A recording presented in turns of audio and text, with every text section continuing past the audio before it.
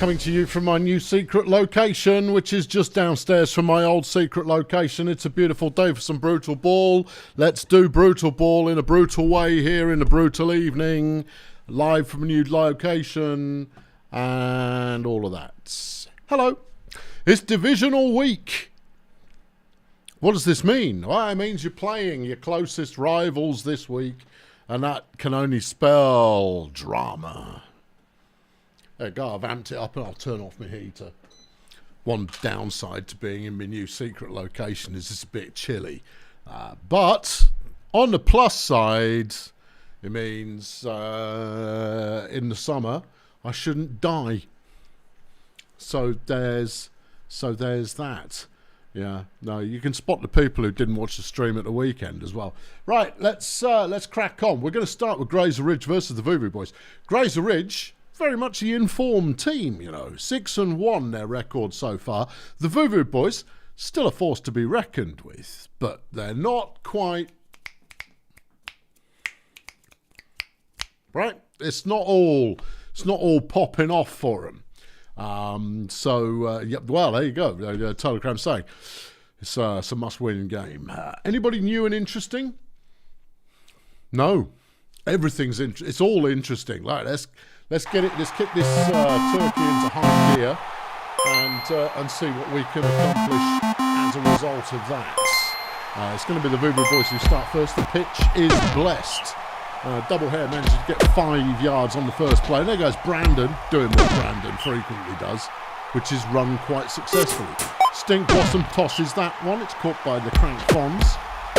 Double hair with another nice one. Flipping legendary running from the undead goblin there. And there's an injury on the field. Looks like it's a Graser Ridge. Nope, it's Santino Bananas. He's down. And Josh Rubinho has claimed his bounty on that one, and game audio's too loud. Boink! There we go. So that'll be that dealt with. Hang on, I missed action. Karen Woman just picked off a fumble. Oh, no, it's an interception, beg your pardon. Anyway, there goes Joe Stein, baffled. Nice piece of catching there for baffled. A 27-yard completion. Woman runs for 3, but it's intercepted. Double hairs on it again. And he's breaking tackles like there's no tomorrow.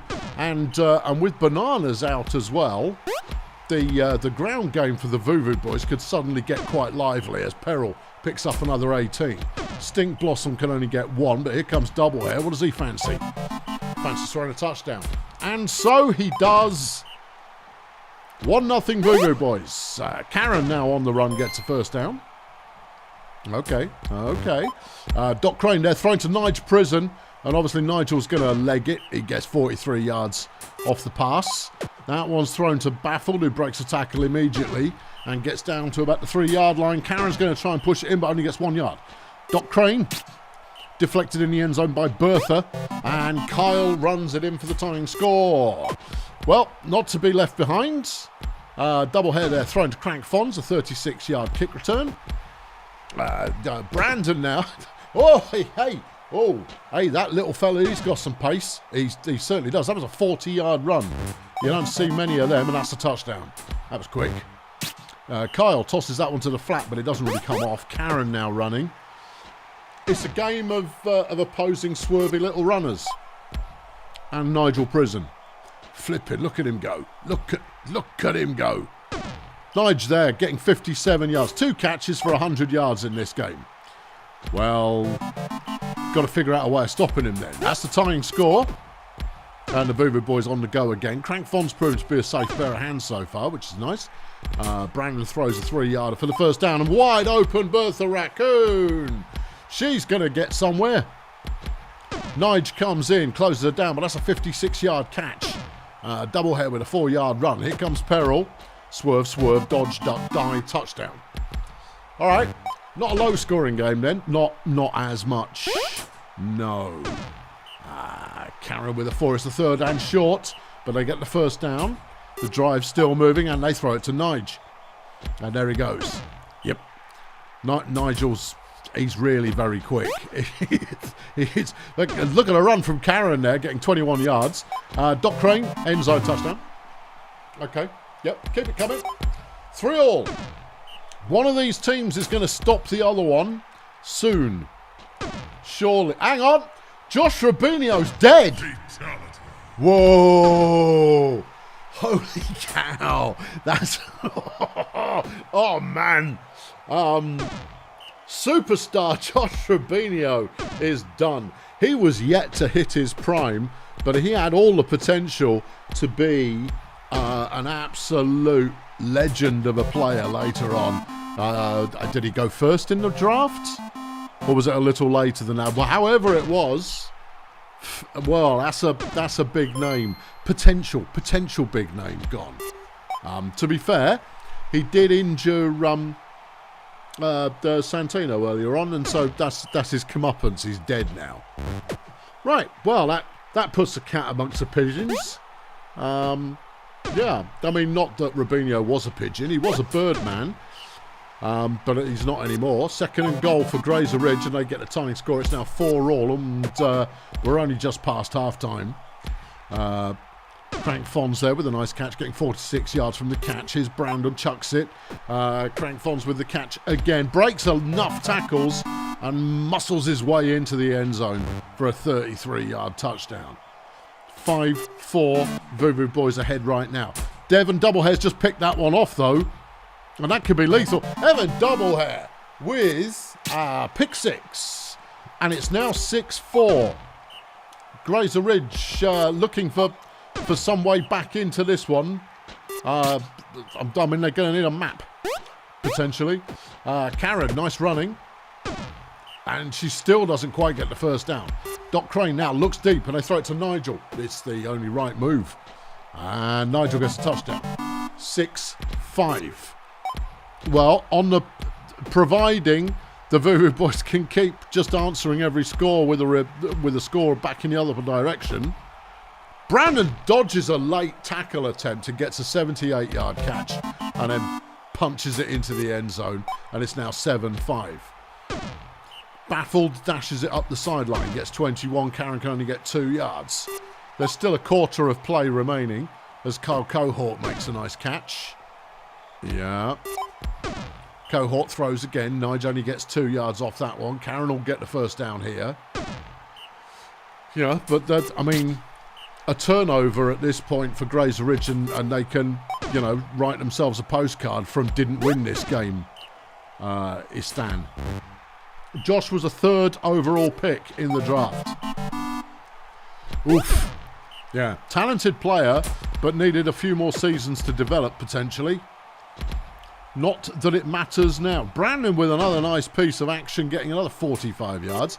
He's got 202 on the ground in the game so far, averaging very nearly 20. And that's very nice performance. He's just dragged his performance down again. Well, it's a disaster for Brandon Peril. They get a first down, though, still moving. And soaking up a few extra plays at this point, no bad thing, as Bertha gets in for a touchdown. Graser Ridge still trailing by 2, but equalised. It's just back and forth, and hopefully one team or the other can break one team or the other more than the other team has broken the other. And that way, that'll come up with a result rather than some meaningless tie. Cohort, nice 23-yard run. Karen now. There's only 9 plays left.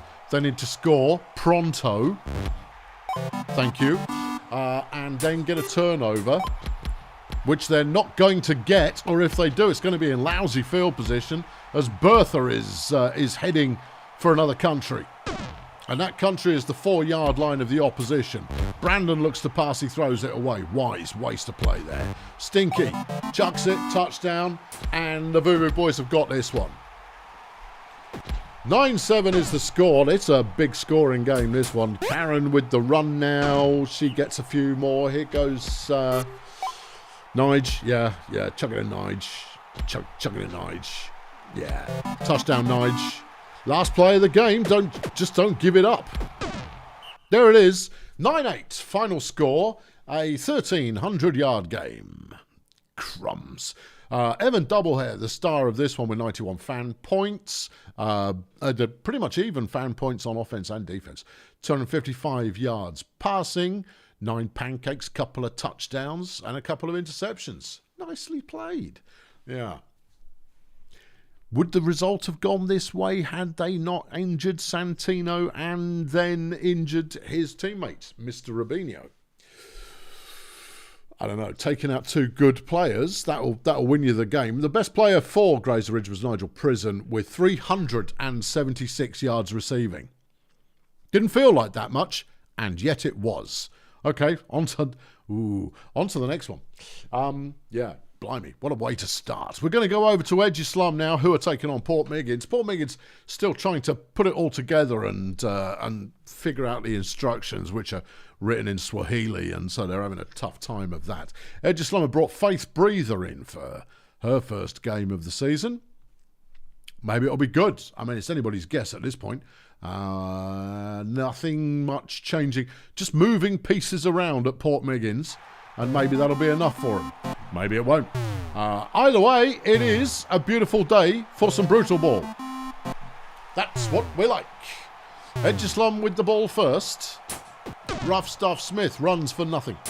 The Surgeon throws the ball and it's picked up by Georgie Cones for 5 yards. Faith now runs to the outside, gets a beautiful piece of blocking from Cones, who slaps a linebacker over, freeing up the running lane, and Cones then gets a catch. Breaks one tackle and another one. And no, Angie can't do it. And he gets a touchdown. A 60-yard touchdown reception from Georgie Coates. Okay, Angie Railroad then throwing for 5. Jeff, if you don't talk, Jeff, get up on the flipping whatnot if you want to get up here. Dougie Conglomerate, meanwhile, for Port Miggins is going back the other way. Good player, Doug. Yeah, we like him. He's certainly got some shush. You're interrupting the show. Yeah. Nora gets an 8-yard run. So it wasn't enough on 3rd down, and Edgeslam have the ball back. The Surgeon takes a long time to look for a target, and then that Minotaur drops a flaming ball. Thank you, Jeff. Down, please, Jeff. Down, Jeff. Big catch from Ronnie Bongos, and he's off down the sideline. But then he gets, no, Doug Conglomerate made the mistake of trying to tackle Ron Bongos and gets himself injured for his trouble. Cones now picks up a short one, and he's got the first down. Smith throws, and Douglas Mopey's been injured by Georgie Cones. Kiki Tyrant has come on in place. That's nice, isn't it, Jeff? Isn't it nice? 2-0, Edgeslam. Anthony Go throws that one to Kiki Tyrant. That's a combo we've not seen in a little while. It sort of worked. They got the first down. Go there, making a reception. Angie on the run now, getting out wide, dodges Bongos and gets 25 yards on the catch. Go throws that one short. It's a 3-yarder. Nora throws that one short. It's a 1-yarder. 3rd and 5. Railroad picked off. Faith Breather has her first career interception as Edgeslam take back over, and that one's thrown to Rough Stuff Smith, who evades and ducks and moves and swerves and gets 41 yards. Faith now with the ball has opted to throw it, and it's deflected by Anthony Go. Rough Stuff Smith through the middle. Nice late dodge there, freeing him up to go 15 yards. Bongos catches another one. I'd be careful tackling him. He's clearly spiky. Faith has yet more good blocking work for her, and that's her first career touchdown. Okay. Yeah, I mean, if you get the blocking, any fool can run for 1,000 miles. But I guess that's just how the game works. Georgie Cones now getting another good catch, 36 yards from that one. I mean, when he actually keeps hold of the ball, he'll go places. But as often as not, he doesn't keep hold of the ball. It's 3rd and goal now. Rough Stuff into the end zone, and Faith has got her second career touchdown in her debut game. 4-0 Edgeslam, and there's still 60 plays left in this one. But Edgeslam have finally figured out how to hurt the opposing team, which is all they really want out of life. Bongos, nice catch, nice run. Pat Duplicitus has been injured by Mocha Badson, and it's casualty day at the Pirates. 5-0 now the score. The Pirates' new plan is not working in this one. Mind you, even if it was working, half of the personnel they expected to make it work are no longer available. Bongos with the catch, and he's coughed the ball up, and it gets to Anthony Go as we hit halftime and we activate the afterburners. I mean, I almost daren't I've got my finger hovering over the fatality button because it feels like that kind of game. Nice run from Bongos again there, a 30-yard catch. There's another one, and that's a touchdown, and it's Bongos who's in. Okay, let's see some comeback action from the Pirates, please. That would keep things interesting. 3rd and 12. They complete to Kiki Tyrant, who's off. She gets 29 yards. Sack there from Gus the Hitman. Go drops the ball. Just untrustworthy off. Here goes Nora, round to the outside, gets 5 yards. Angie tries to pick up the rest, can't quite do it. 1 yard to go, they got it. And it's Kim Freightmaster in for a touchdown. Miggins have scored, everybody. Yay. Georgie Cones with a 45-yard catch and go. Breaking tackles, and he's in on the following play for the touchdown. 7-1 is your score, and there are 30 plays remaining in the game. Tyrant with a nice 16-yard catch, but she steps out of bounds. Go gets 39 yards on the catch. They've got talented players, but they weren't on the starting lineup. In the starting lineup, one should say. Yeah, well, I mean, it's because the people that were in the starting lineup are now in hospital. Here goes Rough Stuff. He's taken off. He gets 39 yards off a pass from Faith. The surgeon makes a catch. Well, if so, oh, Kiki Tyrant picks it off in the end zone. Tremendous piece of defensive play. Far too late to impact the final result. But that ruined the coronation. There goes Kiki. She's got another 11. First down. Anything? No, not really. No. Nice run from Angie. Angie's got game. She does have game, yes. Go. Runs, gets 15. Nora for nothing. Angie for the touchdown. 7-3 now the score. That one's tossed away casually. So that one didn't work either. But then they complete to Bongos, who gets 32 yards. Kiki with the deflection. Then it's thrown away. And then it goes to Bongos, who comes up short. Is it a spirited comeback? No, it's really not. Last play of the game. That was a death. Fatality. No, it wasn't. I retract it. There we go. It was an injury on the last play of the game. I didn't see who it was that went down, but there was an injured player on the final play of the game. Final score, Marching Band 7, Pirates 3. Star player of the game, Georgie Cones with 192 yards receiving and 2 touchdowns, and he inflicted an injury. And he got a sack as well. Pretty solid. Kiki Tyrant came off the bench and did the numbers for the Pirates. 54 fan points, a touchdown, interception, 2 deflections. And 100 yards receiving. Yeah. Whew, yeah. You know what? I'm in the wrong place. I need to be just a little bit further that way. Okay, well, go on then. I have done. Okay. Right. For our next trick, Stardozer Wizards is coming up later, as requested by Stardozer Management.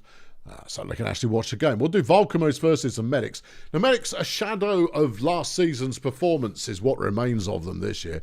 Whereas Vulcamoose seem to have recaptured some of that bowl-winning capability that they had 2 seasons ago, whereas last year they were a load of old rubbish. So who's fresh and new and interesting? Vigor the Viking is now looking like a starter for Vulcamoose, having been traded in, I think. Traded in? No, it might be a free agency. Whereas the Medics, well, I mean, they're all over the place. They're playing all kinds of players, and you've no idea if any of them are any good. Bingo Hazmat, obviously, regular starter for whichever team he's on. El Smiters is getting the game as well. Gas Sideboard has already picked up a couple of sacks this season. But Piety Fascinator is getting her first start of the year. And Spock Bumson is getting a game as well for the Bumson Medics. Well, now. Yeah. It is another beautiful day for some Brutallball. And it will be the Medics who get with the action first. Hey, I want to get with the action. Well, okay then. Hazmat goes for a run. And he's still going for a run, and he picks up 23 yards, which is very respectable. Smiters tries the same thing, gets only 1.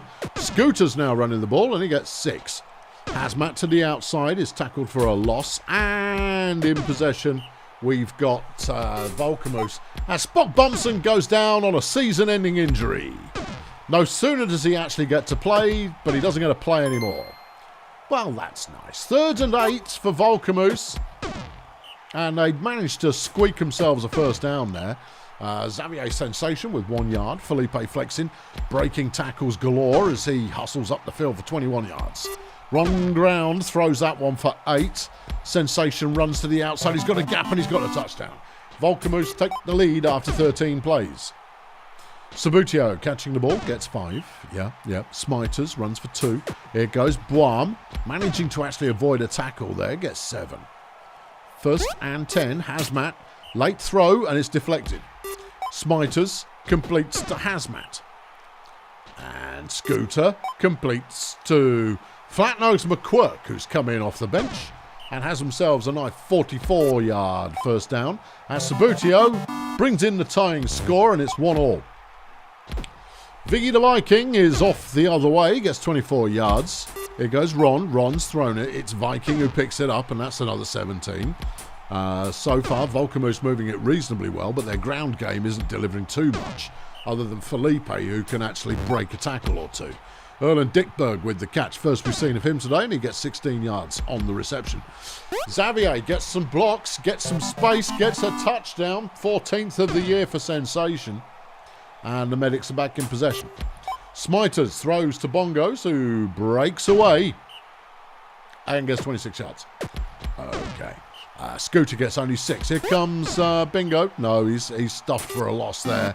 And it's picked off. The Viking has intercepted the pass. And Vulcamoose now have an opportunity to put this one slightly further out of reach than it was before. Good catch from Viking, who manages to break back inside and get the first down. Vikings got 6 catches in the game in the first half already. Flexing drops the ball. Keep chucking it to the Viking. Sensation on the run again, just fast enough to outrun a tree, which is tougher than you'd think, given that the trees can move. Ground, end zone, touchdown, 3-1 Vulcamoose. Bingo is stuffed by, I don't know, someone. Yeah. Then Ron deflects the pass, and they're stuffed at the line. And Vulcamoose have got the ball back once again. 3-1 now the score. Viking gets them a first down. Oh, just this side of the halftime show. Felipe, he breaks a few tackles, but he's got no pace. 3 yards, but a lot of effort. As Dickberg gets in for the touchdown, and the Medics need to dig deep to find their way back into happiness. That's not the way to do it, though. Getting sacked on second down, and they're just short of the first down as we hit halftime. Vulcamoose in possession again will activate moderate afterburners. Sensation getting a nice catch. Good pace, Xavier Sensation. He's an orc, you know. I've got a lot of time for orcs. I mean, everybody knows you've got a lot of time for orcs. Yeah, no, but they're good. They play both sides of the ball. It's like Dark Elves. Dark Elves play both sides of the ball. And they've got some, they've got some oomph about them. Erlen Dickberg finds himself injured by Bingo. Hazmat, Kremp Inquisitor, now in the lineup for the Saints, as Bumson put a decent drive together. But they immediately gave up on that drive as soon as I mentioned it. That's life for you. Yep.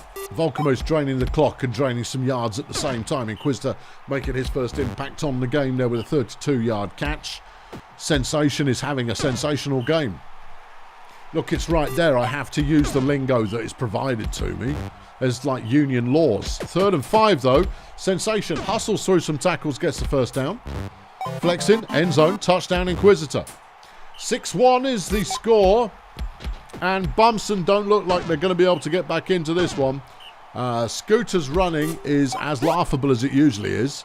He just doesn't have the blockers. Scooter is a phenomenal player on paper, but he can't break through the line. He has to have the hole in the line appear for him, otherwise he's stopping.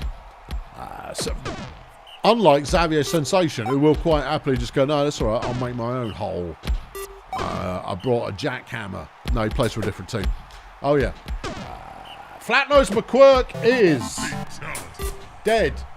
It moved on so quickly, I didn't see who got him, but that's McQuirk done for. Yeah, okay, there you are. Right, yeah. I mean, that's hardly noteworthy. He was a player. He came off the bench. He died. Whatever. I know. Just just some other no-name whose career is cut tragically short. But it's a tough game.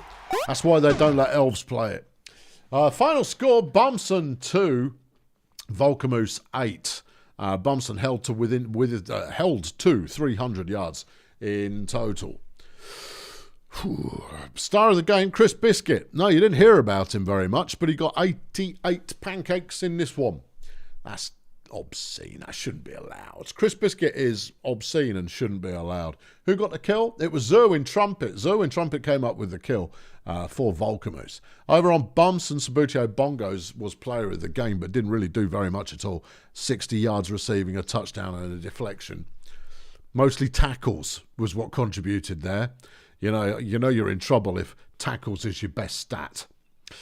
Yeah. So the Vulcamoose roll on, and the medics are looking for medics. Yeah. Okie dokie. Yeah. Well, I mean, these things happen. Flipping down the other side, and it's it's a big game. Big game. Have some. Right. Yeah. Get yourself frosted up ahead of this one because it's a big game. Nomads versus Minstrels in a significant battle that may affect the playoff picture later in the season. The Nomads 4-3 at the moment. The Minstrels 3-1. Yeah, I mean, you could cut the tension with a barge pole.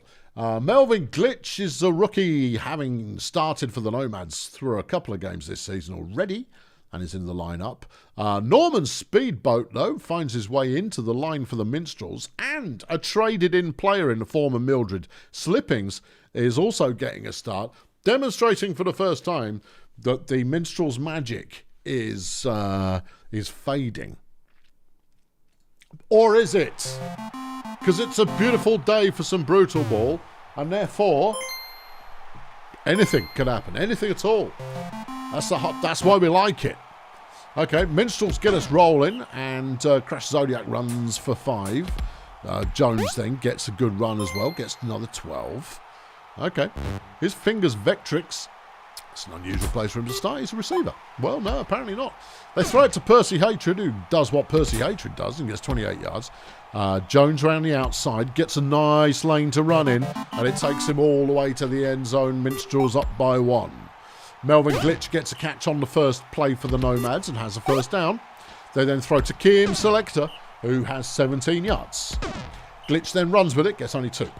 Shelfie chucks it, and there's nobody there to make any yards. Chaka Khan throws, deflected by Vectrix. Lovely piece of defensive play there by the Minstrels. Pitbull Jones throws. It's caught by Slippings. Slippings is a Kongan, a tough old monkey lady. Apparently, yeah. Right, Jones, good evasive running there, gets 12. And at the moment, the Minstrels look good. Well, they're a good team. They would, yeah. Jones throws on third down, manages to find Zodiac, who gets all the way to the end zone, and it's 2-0. Jones comes up with a sack on first down, but they then throw it to Kim, who gets 10 yards. Glitch throws, and a wide-open Egon Sanction has managed to get 33 off the catch. Shelf space throws, finds Kim again, who gets 17 yards. Kim Selector, very good player, but delivers more defensively, in my humble opinion. Whereas Egon got game both ways. There goes Kim now, though, got a touchdown. 2-1 now, scored. Nomads pull one back. Slippings, 16 yards. I think Slippings is in the lineup to beef up the linebacker core, potentially, because safe pair of hands, possibly, but who's to say? Anyway, the Minstrels have been stopped, and the Nomads could square this one up as Sanction is busting through tackles for 40 yards. Chaka Khan throws that one to Percy. No, Percy Hatred gets the deflection. Glitch is going to try a run, gets another 2 yards. Well, that's not really that effective, is it? Kim to the end zone, and that's 2-all. All right, game on. Yep, game is definitely on. It's certainly happening right now. Because if it isn't, I'm imagining things and I'm talking at a wall. Slippings with another nice catch, but it's 3rd and 3. Jones needs the yards, has them. Vectrix there, running interference, managing to free up just enough space to score the first down. Crash throws, shelf space, deflects. 3rd and 10. Jones, not this time you don't. Miss Florida stuffs them for a loss. and the Nomads take over. There goes Sanction past the halfway line and fumbles the ball into the hands of Melvin Glitch, who keeps it moving. Glitch there with an important pickup of the ball as Kim gets another touchdown. The Nomads take the lead for the first time in this one. Glitch there doing a tackle for loss. I don't know if he's any good. He's a Celestial. Yeah, I mean, how do I feel about them? Well, I've got one on the team. Yeah, what's his name? Ross Puke. Percy Hatred picks the ball off and is leaving. He doesn't want to be tackled, so he's going to score an interception, touchdown instead. All right, well, that's, I mean, the Nomads there were threatening to turn the thumb screws, but instead they threw an interception. That's not exactly ideal. Glitch on the run, and that's another 2 yards. Well, that's consistency for you. Sanction drops the ball, and the Minstrels have it back again. Shelf space with the deflection. Jones can't get much traction through the middle of the line, and neither can Vectrix, and the Nomads in possession again. Chaka Khan throws. Sanction's caught this one this time, which is lovely. 21 yards.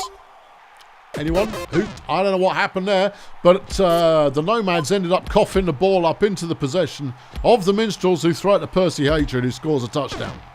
No, he doesn't. All right, he almost scored it. There you go, there it is. And the Minstrels back in the lead once more.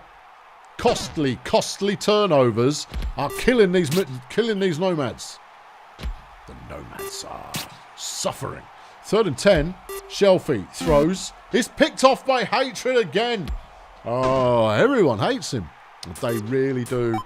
He's such a boring player. Yeah. Zodiac completes the Hatred for 15 yards. They're close to the end zone. Vectrix takes it the last yard. It's now 5-3 with a third of the game remaining. Sanction gets the first down and does a bit of sideline running for 18 yards. Speedboat comes up with a sack. Glitch gets nowhere, just for a change. Shelf space throws, it's deflected by Slippings. And hold on, no, Shelfie just intercepted the ball, so the Nomads are going to have another go at it. Sanction breaks the tackle and gets the first down. Here goes Chaka Khan.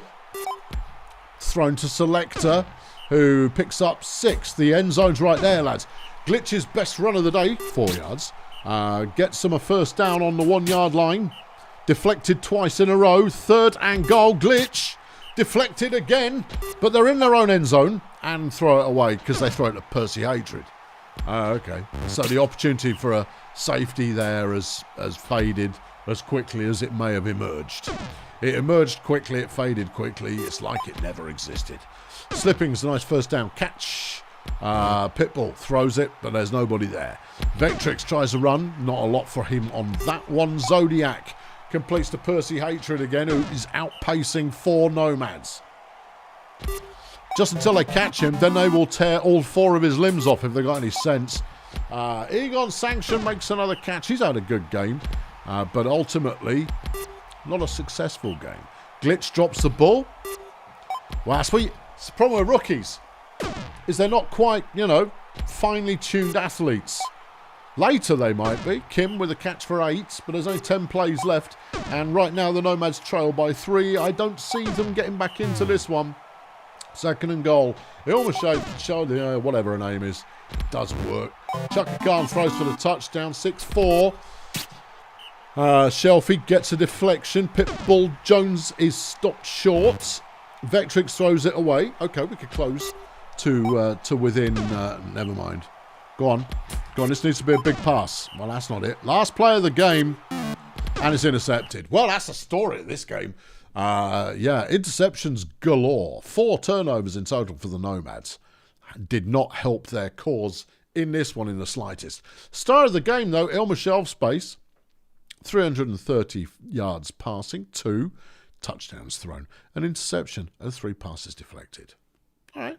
Mildred Slippings gets star of the game for the Minstrels. Not a lot of offense happening there, but 2 deflections and an interception. Okay. Yeah. Big numbers anywhere? It doesn't really matter, does it? Probably doesn't. Next up, you've got the Beekeepers optimistically taking on the Of City Axemen. In their last meeting, something happened. I can't remember what it was. I think it was a tie. No. I don't know. I can't remember. Either way, the Beekeepers are looking for some run of form. And are they going to find it in this one? Of City, meanwhile, are looking to make their offense a little more consistent. Sorry, I got grot all over my desk. It's that cat. Yeah, whatever his name is. Of City probably going to win this one, I reckon. Yeah. Well, it's another beautiful day for some Brutallball, and it will be the Axemen who get things rolling. And we'll see how that manages to manifest as Chunk Flunkson gets us underway with a pass deflected by Oti Freemason. Serenity tries to run the ball, gets nowhere, and on third down they throw it away. Nice defending, Beekeepers. Can they keep it up? Mickle Pickle gets a catch on first down, goes for 14. Okay. David concentrate there. Not a lot happening. Pickle now running with the ball gets another 6. It's 3rd and 4.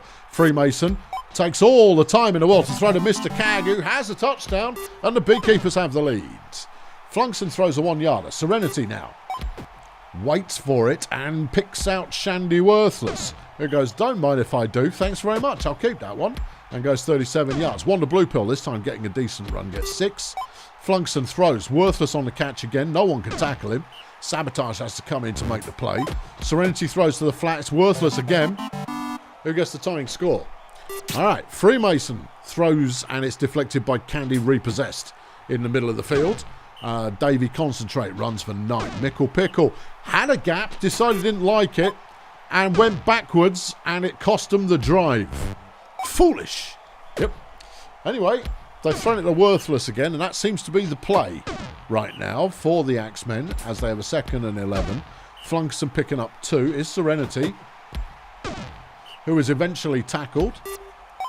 Still 1-1 the score. Mr. Cag making a first down catch for the Beekeepers. Concentrate, throwing it. It gets 2 yards. Pickle, nice run. The turn of speed from Mickle Pickle coming out of the backfield is working quite well. These lines seem to be relatively evenly matched as Mr. Cag goes running. And Tongo Coriander gets himself injured by Cooper, right? Gibby Love Handles has come on instead. We'll see what impact that has as the Beekeepers go 3 incompletions in a row. Unlucky. 3rd and 7. Wonder Blue Pill stuffed at the line. Beekeepers back in possession. And they throw it, and wide open Mini Sabotage has a good lead. And the touchdown. Okay. Flunkerson runs for 4. Serenity gets not a lot. Blue Pill is looking for a pass and throws it out of bounds. And the Beekeepers are back in again. Shut up, cat.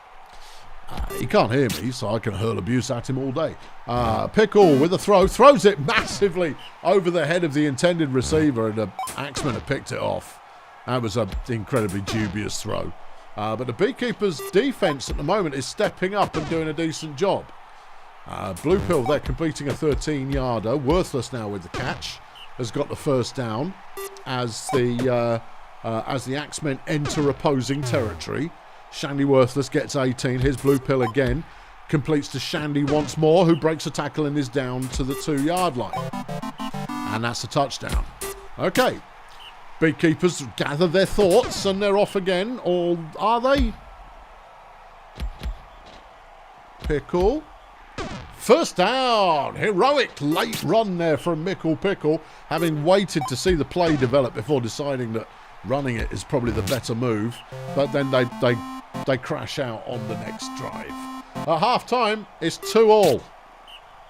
2-2. Yep. Shandy Worthless being a difference maker for the Axemen right now, proving to be somewhat hard to keep hold of. And they're sacked on 2nd down. And Mini Sabotage with the deflection gives the Beekeepers the ball back, but Flunkson deflects one. And then Candy Repossess comes up with a sack. Pickle, waiting all day again. Not this time, you don't. Only 2 yards there. Axemen back in possession. Throw to Worthless immediately. Serenity with another throw to Shandy Worthless. He's got 13 catches in the game so far. Flunkerson throws that one. Gets 3. Serenity with the throw. Completes to Worthless, who has the touchdown. 3-2. Axemen take the lead. But there's Mini Sabotage, who's not been involved in the game that heavily yet. The star player for the Beekeepers. Well, I mean, if you discount Hank Massive, but he's not even on the field. Mr. Cag breaks a tackle and gets 30 yards on the catch. Freemason throws to Sabotage. Worthless makes the tackle, but they're inside the opposing 5. And there's the touchdown. 3-3. Well, you wouldn't have put this one down as being a bit of a, oh, will they, won't they kind of a game. But there we are. Here it is. Worthless with another catch. What's the catching record? Most number of catches in a game. We've got to be coming close. I think it's like 17, something like that. And Shandy's got 14, 15 at the moment. Blue Pill gets the first down inside the 3-yard line. Flunkerson, worthless, touchdown. Shandy's got all 4 touchdowns in this game. Yeah. For the Axemen. Pickle gets a block enough and heads to the outside, gets 16 yards. Freemason completes the Pickle again. The pace of Mickle Pickle is proving to be very helpful. A 36-yard reception. Mini Sabotage makes a catch and has a touchdown. And there's a tying score from the Beekeepers. It's a pretty decent offense coming out of Beekeeper land right now. Flunkerson throws for 27. And that's Gibby Love handles, the backup player who's come in. But it's 3rd and 2. Flunkerson throws it. It's caught by Shandy again, who has, I don't know, like loads of catches in this game. 2nd and 10. Blue Pill. Caught by Worthless once more. 20 catches in the game so far. 20 of them. 20 catches. That's a lot. Mini Sabotage drops the ball. That could be fatal. David Concentrate gets to the outside, has the first down. So Sabotage is dropped there, not costing them the game. Not yet, anyway. Mr. Cag gets to the halfway line. It's 10 plays left. Beekeepers driving. David Concentrate's been injured by Cliff Goat screaming. Karina Very has come on instead. But the Beekeepers are still moving the ball. That was a bad play. 7 plays remain. And it's 3rd and 10. Karina throws it to Mr. Cag. Oh, it's going to come down to the wire. Pickle. End zone. Touchdown. 4 plays left. 5 all. Flunkerson overthrows Worthless on first down. Serenity finds Love handles and gets the ball moving again. 2 plays left. Blue Pill finds Flunkerson. Okay, 18 yards. They've got 41 to go for the end zone. Love handles has got that, but won't get there. And the final score, a very respectable 5 all. Beekeepers will be pleased with that. Yep. 450 yards placed, 430. Very good work, especially when the Beekeepers didn't really have an outstanding performance from any of their players. O.T. Freemason, the best they could get, with 33 fantasy points. But 2 touchdowns and 200 yards passing. All right. Chunk Flunkerson, no, is the star of this game with 77 fan points, 195 passing. 3 touchdowns and 6 pass deflections. If they're deflecting the ball all the time, you are throwing it wrong. Okay, good game. On to the next one, please. Done that one, done this one. It's the Marsupials versus Sportsball. Holy mackerel. Yeah, this is a... Whoa, where's this one coming down? Hard to say for sure. Both teams mixing it up a little bit with their lineups. Flip a Coin's been in all season for the Marsupials, having been picked up in the off-season. Schnitzel Healthy, though, is getting a lineman job. She's getting a lineman job in this game. Tequila Pamplemousse coughs Zerma, the 2 receivers for the Marsupials. Good luck stopping them. Over on Sportsball, Jackson Clowncar is going to be hoping that the 3-pack of Bam Bam Puckeye, Bite Strong Arm and Tremaine Jazz Hammock can do some ruddy blocking. Because if they can't, then Jacko's going nowhere. Receiving, Bird Dog and Flirty Gumchew. And it's a frozen game. Yeah. Frozen games. Mind you, that favours Jacko if he keeps it on the ground. Well, there we go. He's keeping it on the ground. He gets to the outside. And he's gone. 32 yards on the first play of the game for Jackson Clowncar. Gumchew makes a catch on the second play. Gets 24. And Sportsball look all right. No, they got sacked. He goes Clowncar again. Stuffed for a loss by Zerma. And that's the end of that drive. Okay. All right. Pamplemousse makes a catch for the Marsupials. Gets 26 yards. The Frenchman looks for a target. Throws it away in the middle of the field. Flip a Coin. Chucks that one and gets only 2. Mercury. No, he's sacked. So, Sportsball back in possession. And Clowncar there outpacing Franklin to get to the outside. Picks up 38. That's a strategy. Chip Paragraph gets a bit of a run. Clowncar needs 3. He has it, and he has the end zone in sight and a touchdown. First blood to Sportsball Union. Zerma takes the catch back 28 yards. And it's then picked off. Gumshoe making the interception. Clowncar runs again. And it's Tequila Pamplemousse who's guarding that corner. And Tequila Pamplemousse could be blown over by a stiff breeze as Marcel Lejams muscles through the Marsupial defensive unit to pick up a nice first down as Clowncar gets around the outside again and has a touchdown. Mercury throws. It's deflected by Gummy. The Frenchman throws and it's Pamplemousse with the completion. Gets 28 yards. Clowncar with the deflection. Mercury. That one's brought up short. It's 3rd and 3. Frenchman runs it, but he's short. Jackson. He tried to run, but he left it a bit late. Okay. Marcel throws to Flirty, who has the first down. Chip Paragraph now looks for a target. He finds Bird Dog, who manages to evade the coverage and pick up 20 yards. Okay. Gumshoe. Another 19-yard reception. Okay, this is all solid stuff so far for Sports Ball, but they've got a 3rd and short, and Jackson doesn't bother going around the outside. He runs it up the middle and gets the first down as Chip Paragraph makes a catch and the end zone, and it's 3-0 Sports Ball Union. That score right now is an aberration. It won't hold. And I don't mean that more points are going to be scored. I mean the Marsupials are going to come back. Because they're too good not to. Mercury picks up 4 yards. Frenchman throws late. Finds Pamplemousse, who has 22 yards to add to the scoreboard. 5 more yards there. Hold on, there's a touchdown.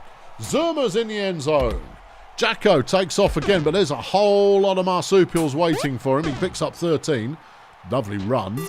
Yeah, but he didn't really have far to go on that one. Bird Dog, nice catch, good broken tackle, 33 yards. There goes Clowncar again. He evades one. Jack Mercury to make the tackle, gets him down after 13. Complete to Bird Dog, who breaks a tackle from Zerma, and Sports Ball maintain the lead. Clowncar comes up with another sack. Pamplemousse can only get 2 yards there, and Flip a Coin is stuffed, and Sports Ball have it again. And Jackson has ploughed through the line and has the pace to take it down to the 1 yard line. The Jams, end zone, touchdown Gumshoe.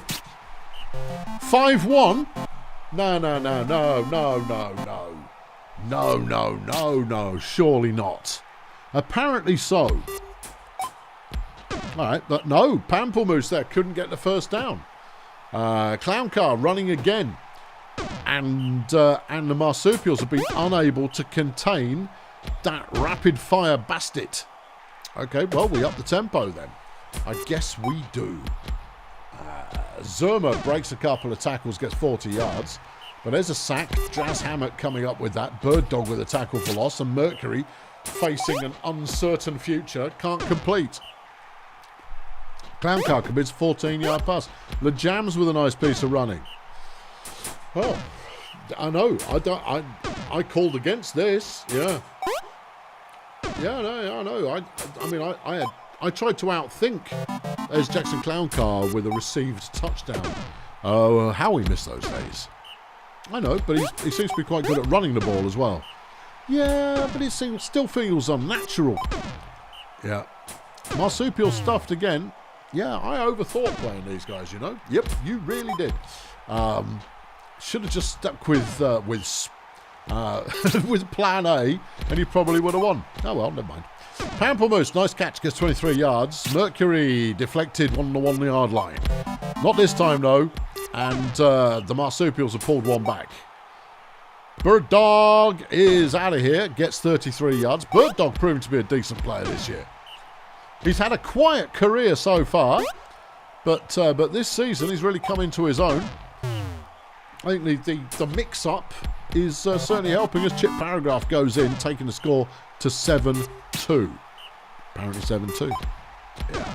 Pamplemousse, nice catch. He's got 9 catches in the game. Yeah. Clowncar, his 3rd sack of the game as Zerma manages to break free to keep the drive going as Pamplemousse breaks a tackle because Clowncar can't tackle. No, but he will sack you just through speed because you're not trying to go anywhere. So he'll just hit you really fast and you'll fall over. That's his methodology. Jacko round the outside again and he's in. I think he might be star player of the game. Really, what gives it away? Well, the amount of running, the touchdowns. Oh, Gumchew, nice interception there. And he's got a couple of sacks as well. Yeah. Jack Flippercoin has been injured by Bird Dog to add injury onto the insult that is Sportsball Union 9, Sweaty Marsupials 3. Jackson Clowncar, 113 fantasy points in this game. 250 on the ground. Nice. 4 touchdowns, 3 sacks, 3 passes deflected. Woo, baby. Yeah. If that weren't enough, Bird Dog and Flirty Gumchew also exceeded the best player for the Marsupials, who's Koff Zerma with 56 fan points, 164 receiving, and a touchdown and a deflection and a tackle for loss. Well now.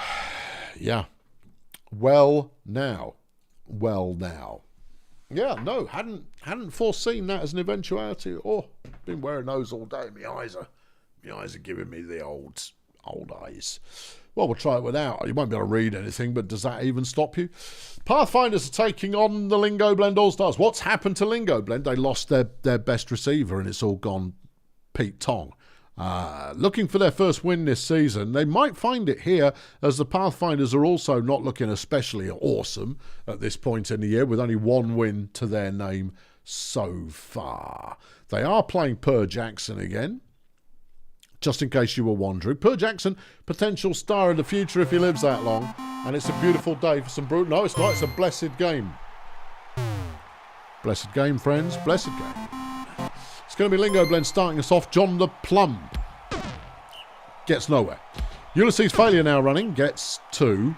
And then Jenny J. Sonar on 3rd and 7 is sacked by Matteo Falcone. All right, back with the Pathfinders. Clive Goldmouth merrily skipping and galloping his way for 9 yards and a first down. Here's Per Jackson. Throws that one away. Okay, here goes Goldmouth. He's not going to do it. No. Okay, back over to Lingo Blend then. The Plum throws a short one, gets 4. Failure gets through the line and is still hustling. A 26-yard run. Jenny J throws it back to Matteo Falcone, who's got his first career interception. He'll be thrilled. Jackson throws for 2. Goldmouth runs for 2. Gary Rubber completes that one. And it's worth a first down. Dirk Shafter with the catch. Jackson runs a 9-yarder. Goldmouth has some space to the outside. And that's 12 yards. Rubber now managing to pick up another 4.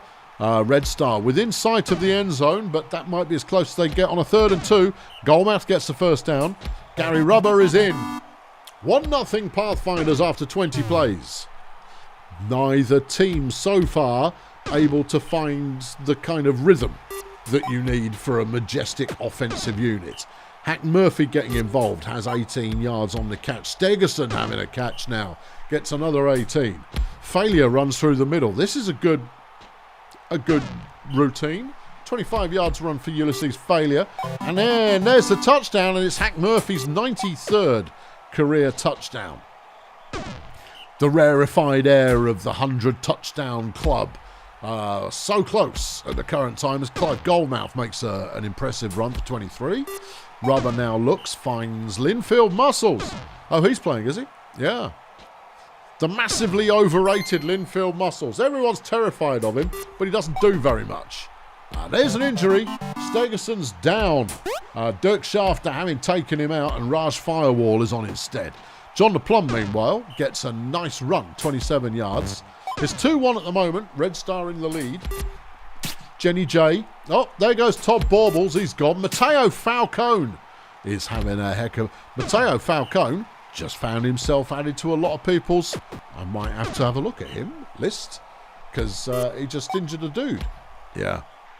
He's got a sack, he's got an interception, and now he's injured someone. It's got people going, oh, you need one of those. Yeah. Anyway, 3rd and 7, Red Star. Gary Rubber's going to try and run it, and he comes up just short, having been brought down by Shade Dark Cave. There is Raj Firewall, who is a Minotaur making catches. Oh, well, this can only go well. Jenny J throws that one. It's dropped by Failure. John throws to Raj, who breaks no tackles. What? If you're going to play a slow flipping Minotaur, you would want them to bust through every tackle imaginable. Well, not this time, apparently. No. Jackson with the throw. It's complete to Muscles, who has the first down. And at half-time, the Pathfinders 2, Lingo Blender 1. Goldmouth gets nowhere. Gary Rubber now with the run gets 6. He's got 6 attempts for 27 yards. That's not amazing. No. Oh, 2nd and 9. Failure doesn't get much off that one. Jenny J on a 3rd and 7. John LePlum with the catch has the first down. And he's still going. 32 yards on the reception. Here goes the Plum. He's thrown another one. Raj catches that. Yeah, I'm not impressed by him yet. I'll let you know if I change my policy on that one. As Lingo Blend stall out. And hold on. No, they're having another go. Hack Murphy intercepts it. And he's got it all the way down to the 3. Because, of course, Murphy is a superstar player. But he can't carry the entire team. As Lingo Blend get the touchdown. And it's 2-all. Goldmouth chucks it. Muscles with the catch. But he doesn't get very far because he is slower than... what's he slower than? He's slower than that really expensive paint that you put on the wall that just absorbs straight into the wall, so you have to put multiple coats on. And with each subsequent coat, it takes longer to dry, and you get more and more annoyed. Not least of all because that paint was the expensive kind, and you kind of gone, I should have just bought Dulux. And you go, well, you didn't know, did you? Touchdown, Lingo Blend, Ulysses failure. Clive Goldmouth gets a 4-yard catch off per Jackson. Then Dirk Shafter gets a reception as well. 1 quarter of play remaining. And this could go either way. But as it stands, I would have to say that a tie seems quite likely. Goldmouth, a 16-yard run. Rubber throws it. Is caught by Shafter, who has the first down again. Jackson with the run gets 3. Goldmouth on the run gets 1. 3rd and 4. Gary Rubber. And he fails. This leaves a gap in the schedule for Lingo Blend to win this. They did fumble the ball but received it. So never mind. That gap has closed back up again. And now the Pathfinders got 15 plays to tie it back up. Gary Rubber throws. It's caught by Muscles, who will get down to the 12 yards. Jackson, touchdown, Shafter. 12 plays remain and the score is all square. Jenny J gets 9 yards. His failure looks for a target, takes all day about it, and then goes, hold on, there's about 25 yards ahead of me. Oh, Zimski Tabulate had absolutely slapped the defender and opened up a huge gap for failure to run through, as he then gets a reception and has a first down on the opposing 1. The Plum can't make it. Failure can't make it. On 3rd down, Jenny J. End zone touchdown firewall. 6 plays for the Pathfinders to pull it back. Okay. Clive, doing his best run of the afternoon, picks up 24. 4 plays left. 3 plays left. Per Jackson from the halfway line is sacked. Well, that's not what you want. 3rd and 8. Goldmouth is stopped, and that's the ball game. That's your lot. Lingo Blend managed to pull out a win there late in this one, but just shy of 700 yards between the two teams. The star in this one, Linfield Muscles, quietly doing not a lot. 60 yards receiving, 3 passes deflected and a tackle for loss. Ulysses failure for Lingo Blend, 100 rushing yards, 1 touchdown, 3 tackles for loss. Good, exciting game. Neither of these two teams are in contention this season. They've both got to try and find some magic. I suggest a magic shop. Well, sure.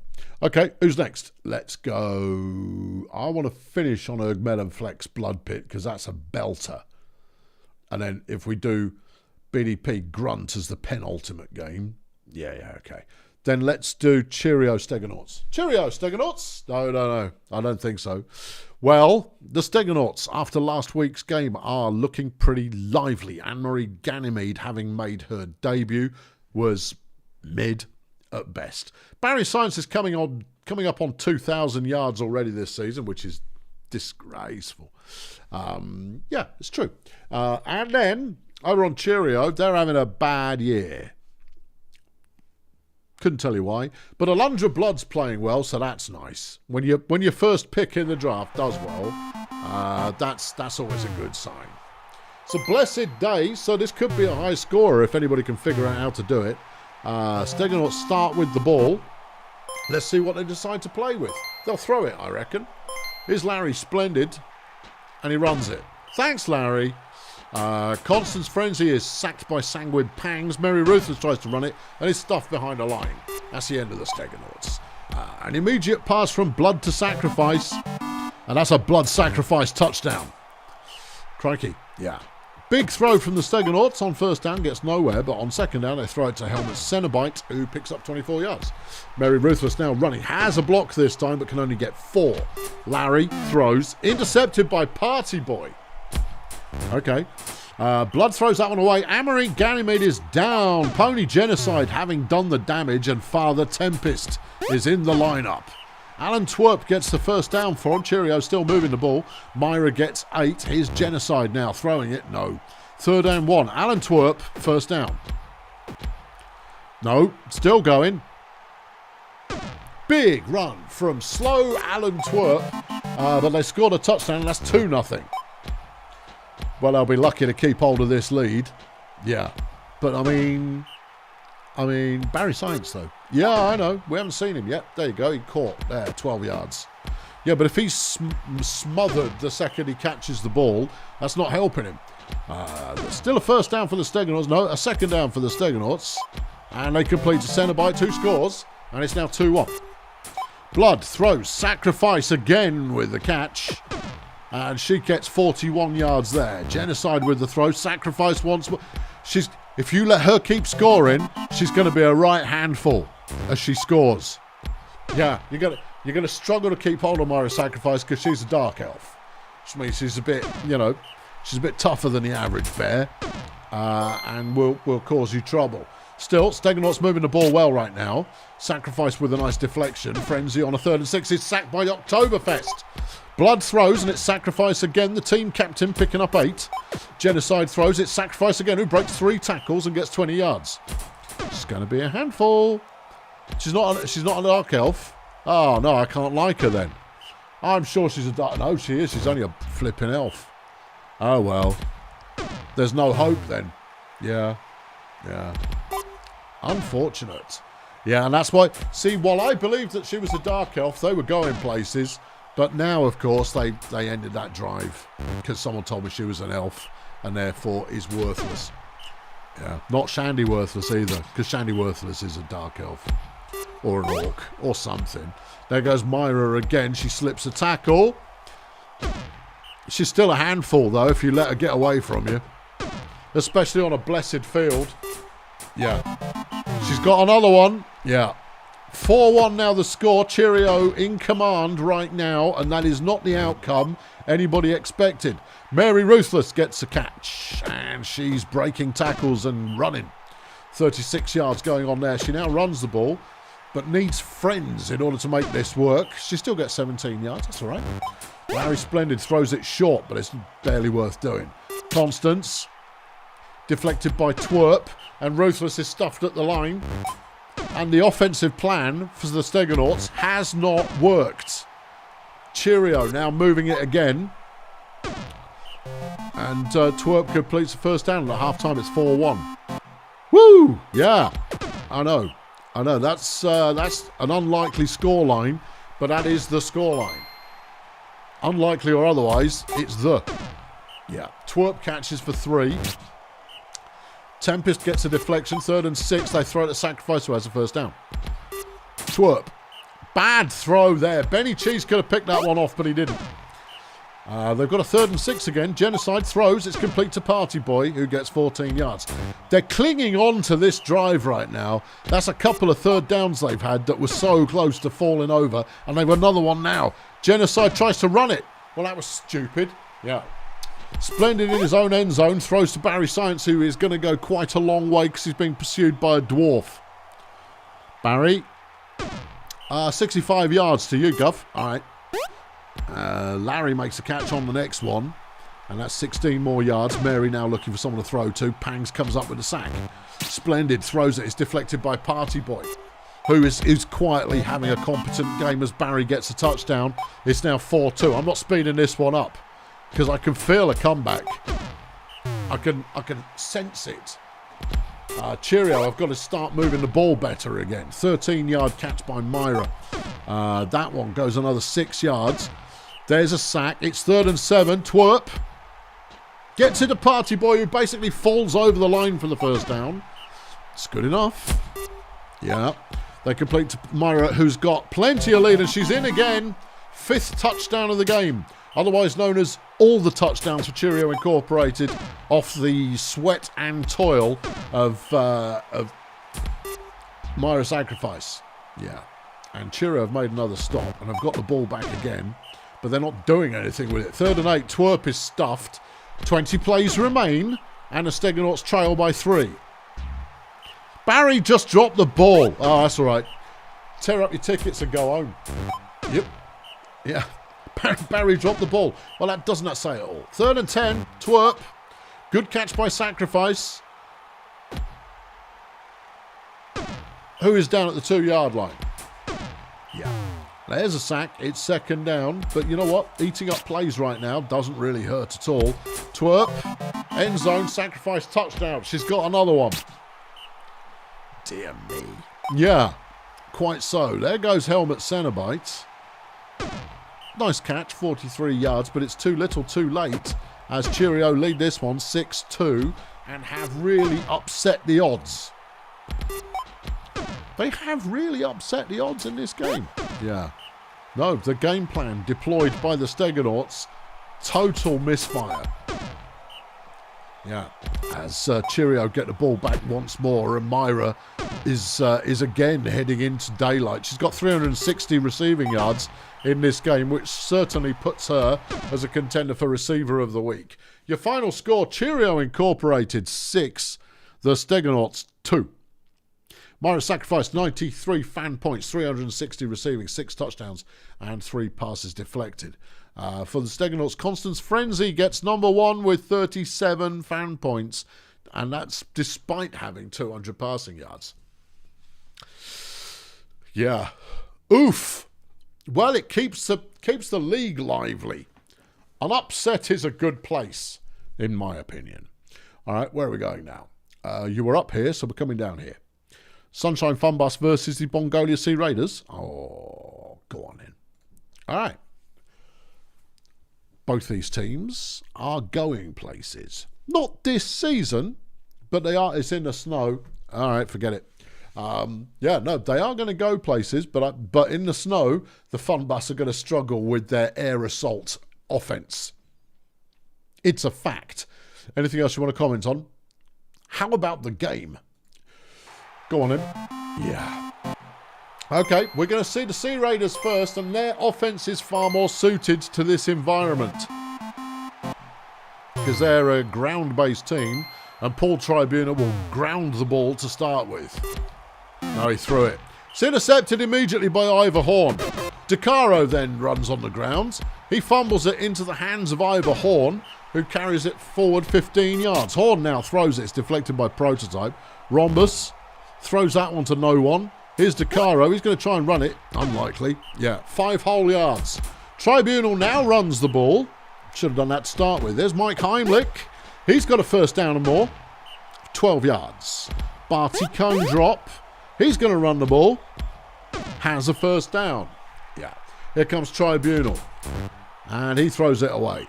He should stop doing that. Mike Heimlich now running it. And he gets to evade a bunch of people. And has another tasteful first down for 15 yards. Cone drop. Tries the same manoeuvre. Gets the same result. Only better. Much better. He's fumbled it though. And Rojas has picked it off and taken it back the other way. DeCaro then throws it to Rojas, who eats up all those yards that were just ground out by the Sea Raiders. Rojas again with the catch. Is down inside the 5. Has a touchdown and the Fun Bus take the lead. Well, I wouldn't have expected that. Well, no. Bernard Dunk now makes a catch for the Sea Raiders and picks up a nice 35 yards. Mike Heimlich running again. And he's back to his old evasive self, gets 19 yards. Cone drop, has an entire half of the field to run into. Does good, gets 17 yards. There goes Tribunal through the middle and he's found the end zone. 1-1. Okay. DeCaro taking his time. He picks out Rocket Bobby, who is not going to move very rocketly in this particular game because it's snowing. A lucky deflection there, that, from Ziggy Whippet. Could have been an interception. Bobby with a nice catch gets 28 off Colt Rhombus. DeCaro throws Bobby with the catch again, another 10. Horn, that one's deflected by Bernard Dunk. Rhombus throws, Horn with the catch, but they're too short on the first down, and it's 3rd and 2. Rhombus makes the catch, and he's got a touchdown. Okay. Yep. 2 on the score. The Sea Raiders facing a 3rd and 10, but Cone Drop could get there. He gets there. 4 carries for 69 yards for Cone Drop so far. Not a bad day's work.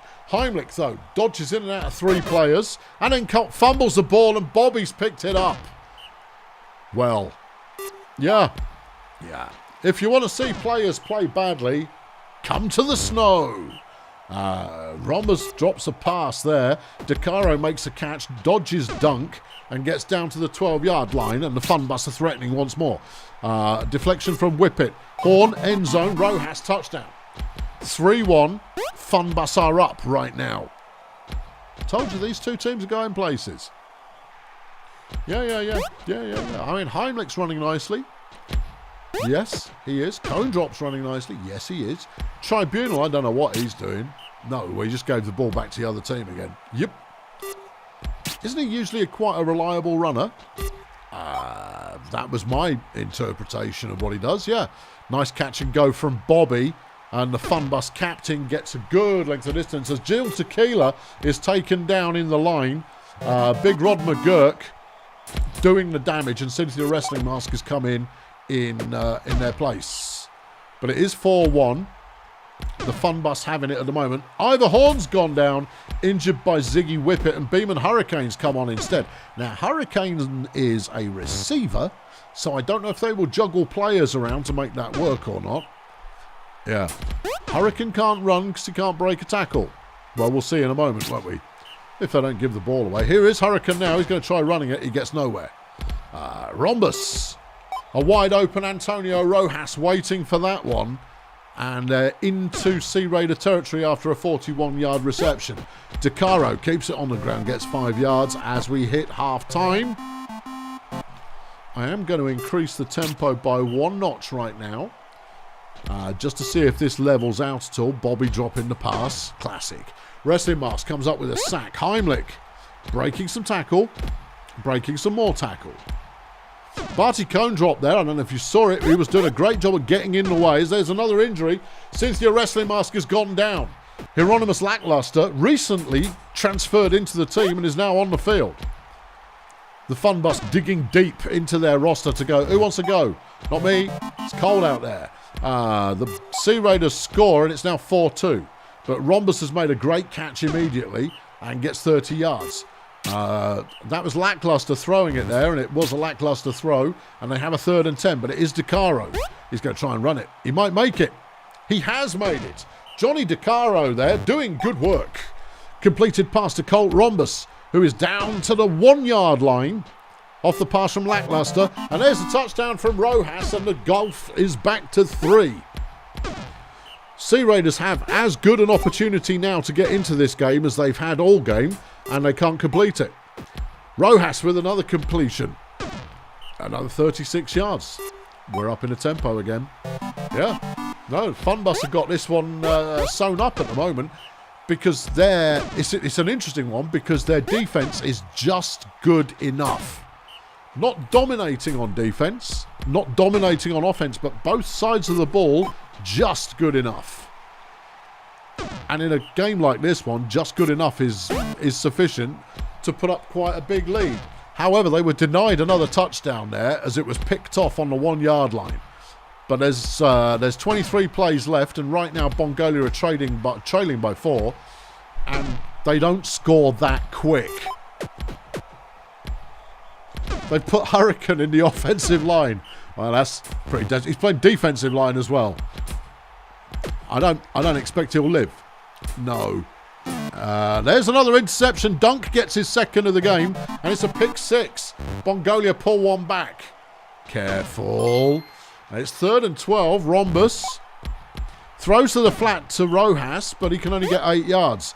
And Bongolia now mathematically could still be in this, as Heimlich breaks for another nice run, but they've got to hustle up the speed a little bit, as Whippet only gets a short reception. Tribunal, though, gets a touchdown, and they're now only behind by 2, but there's 8 plays left. And Bobby's going to do enough to win the game for the Sunshine Fun Bus. Even if they lose the ball now, that 54-yard game is enough, and that touchdown is more than enough. The Fun Bus are going to win this one, but it cost them dearly. How dearly? Oh, that much. Yeah, okay, all right. Why is my screen green moved? Oh, it's anybody's guess. I bet it was a cat. I bet it was a cat. I bet a cat knocked the camera. I bet the cat knocked the camera. Let the cat knock the camera. Final score, Sunshine Fun Bus 7 and the Sea Raiders 4. Not the outcome that anyone expected. Yeah. Crikey. Yeah. Star of the game was Alan Prototype of all people, but I mean, you kind of go, what, who, what? 74 pancakes. That's it. That's all he did. Yeah. Yeah. 74 pancakes. Yeah. Bernard Dunk also got 71 fan points. And that's 2 interceptions and 3 pass deflections. Yeah, well, that would, and a pick 6. Yeah, yeah. Antonio Rojas, 221 receiving, 5 touchdowns, but he did nothing of any use on defense. Yeah, but I mean, if you win the game, who cares? True. Okie dokie. Right, who's next then? Well, now we can do the Wizards versus Stardozer. The Wizards still looking for anything that isn't a loss this season. Okay, they've got a decent enough team, but the decent enough team is not decently enough delivering. Meanwhile, Stardozer have put Oscar Cattleprod into the lineup, and they're going to have high hopes that the prod can return to his old form on a beautiful Davison Brutallball. Who knows? Okay, well, prod gets the ball first and he throws it and it's incomplete. Here comes Beelzebub Fastidious, runs to the outside, has an easy first down, 13 yards. King Star Singer now trying to do something through the middle, but it didn't, whatever it was intended to do, it didn't work. Here comes Fastidious round the outside, has another first down. Rather leaning on him at the moment. Lionel Strikeout gets a nice catch off a Star Singer pass. Cattleprod, this time he's got some motion, and he's got a touchdown, a 35-yard run from Oscar Cattleprods. Woo! Yeah. Yeah. Thanks, Joe. Joe's chucked $20 in the bucket to power the on-air light. I'll make it work somehow. I'll come up with something clever. You know me. Thanks, Joe. Prod there with a catch, and it's a 1st and 10 because it wasn't enough. Wizards back in possession. Cranium getting a 9-yard catch off Space Hopper. Cranium again with a short catch. And again with a short catch. Space Hopper throws to the flat. It's intercepted by John Baritone. And Stardozer are gradually dragging it back the other way. And Stardozer threatening to score again. Oscar can only get 4. Here goes Fastidious. He doesn't get much. It's 3rd and 6. King Starsick. No, he's not going to do it. No, not playing like that, you don't. No. All right, Wizards back on it. There's only 1 score in it at the moment. Cranium keeps the first down. Keeps the first down? Yeah, keeps in a special little book. First down is what I was responsible for. And it's the Delight.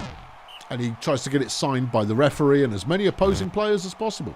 He believes that someday someone on eBay will buy it off him. There's an interception. Beelzebub Fastidious has picked off bubbly merchandise and it's coming back the other way. That's his first interception this season. He'll be delighted. Oh, no, they fumbled it. Destiny Sapling picking that one up and saying, it's a beautiful day for Brutallball. You wouldn't expect this level of incompetence. And yet, here we are. Cranium with the catch-off merchandise. Hipster tosses that one to Sapling, who's in for a touchdown.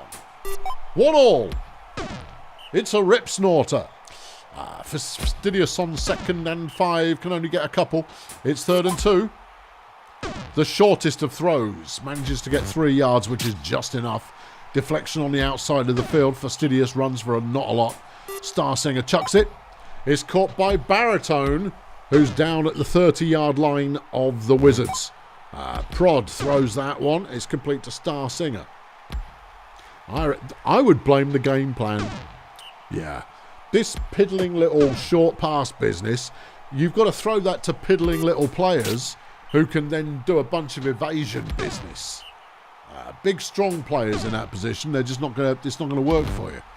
There was some great defence there, and you didn't comment on it. Oh well, yeah. Anyway, there was some more great defence there, and I didn't comment on that either. And it's turned over. There's been a couple of turnovers and a nice goal line defence there, but it hasn't affected the score line. So we're still. Hold on, there's another turnover. Emil Dardar's picked off his second interception of the game as we hit half-time, and it's 1-1. Neither team having a real clue as to what they're doing. Johnny Baritone makes another catch, and he's in the end zone. Okay. All right, 2-1. Stardos are ahead now. Merchandise throws. It's caught by Cranium. Whomping Willow's been injured by Beelzebub Fastidious. Whomping Willow's really good as well. Yep. Lenny Luxury is now in instead. Lenny Luxury is not as good. No, but they might not need him. They will. Okay, it's 2nd and 1. Here's that space hopper, and that's deflected. 3rd and 1. Merchandise throws. Complete to Sapling, who scores. It's 2-2. Throw away the remainder of your seat, friends. You only need the edge. Star Singer gets a 0-yard run, and the Wizards have it back again. The Wizards, of course, chasing their first non-loss of the season. And they're going the right way about it as Cranium makes another catch, and he's down at the 1-yard line. Have they got enough to take it in? Not with a pass like that. Or that.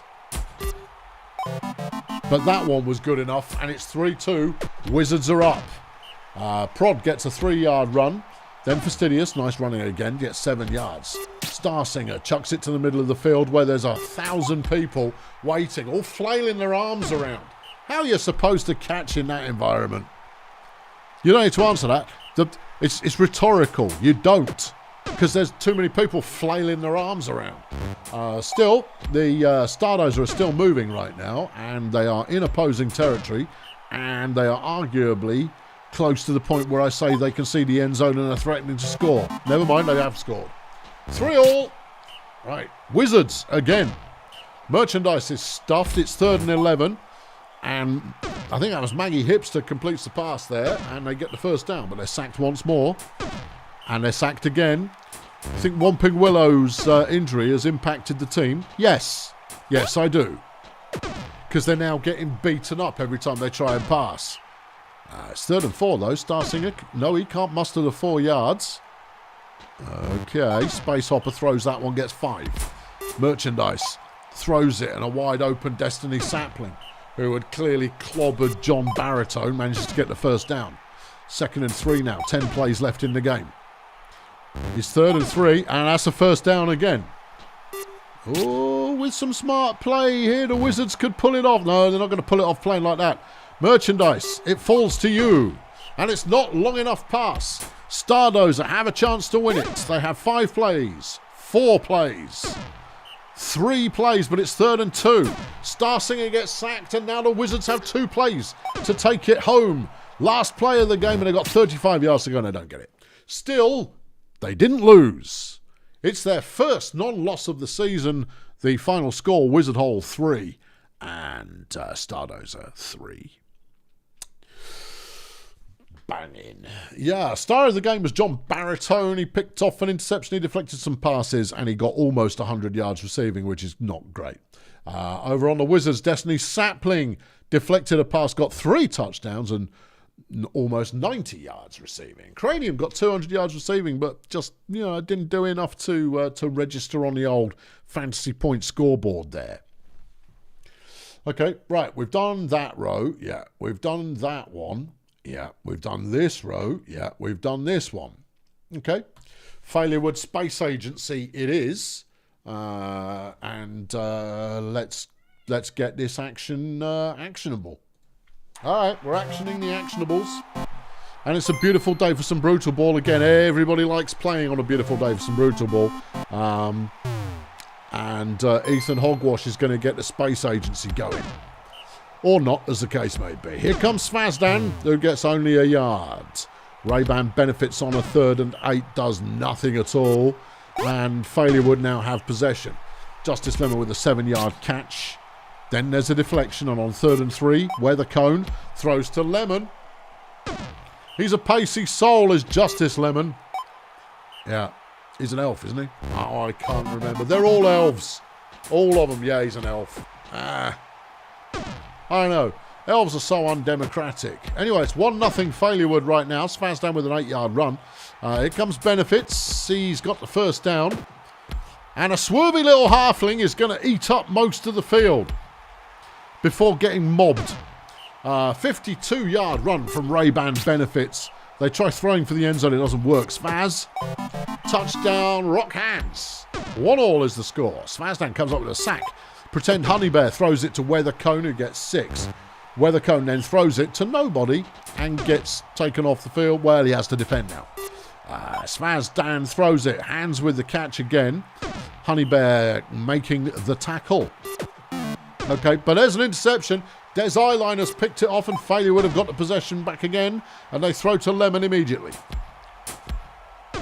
Honey Bear gets 4 on the ground. Weather Cone throws and this time finds a target. And it's Des Eyeliner who is eating up some yardage. Nom nom nom nom nom nom nom. Then they get sacked and it's 2nd and 13. Weather Cone throws over the head of the receiver. And they complete to Honey Bear, but it comes up short, only 10 yards there. No gumption, you see, because it's an elf. Yeah. Yeah, you throw that to a real player, they'll fight for those last 2 yards. Yeah. Space Agency can't convert the first down, and Failure would have got the ball back again. Honey Bear throws to Lemon. Okay, here comes Cone. He doesn't get much there. McTwist throws and is 1 yard short of the first down, and they're in the end zone, and Failure would take the lead. Oh, Failure would are looking for their first win this season. Really? But it's Failure would. They're good. I know, but it hasn't. The chips have not fallen into their bucket of victory yet this year. That's another nice run from Ray-Ban, though. A 34-yard run from Ray-Ban Benefits. Svazdan runs for another 3. Ray-Ban's running again. And has the first down again.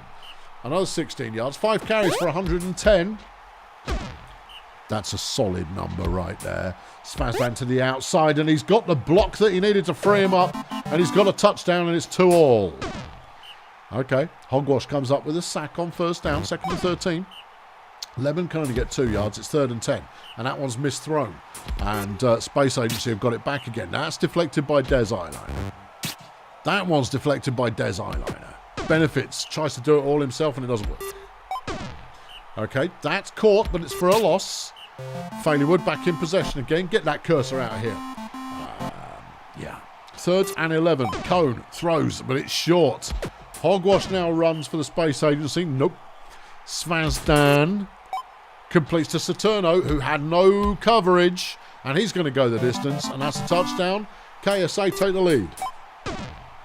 Justice Lemon making a catch, but Justice Lemon's being very closely covered by Bill Saturno, and that's a sound piece of coverage decision making right there.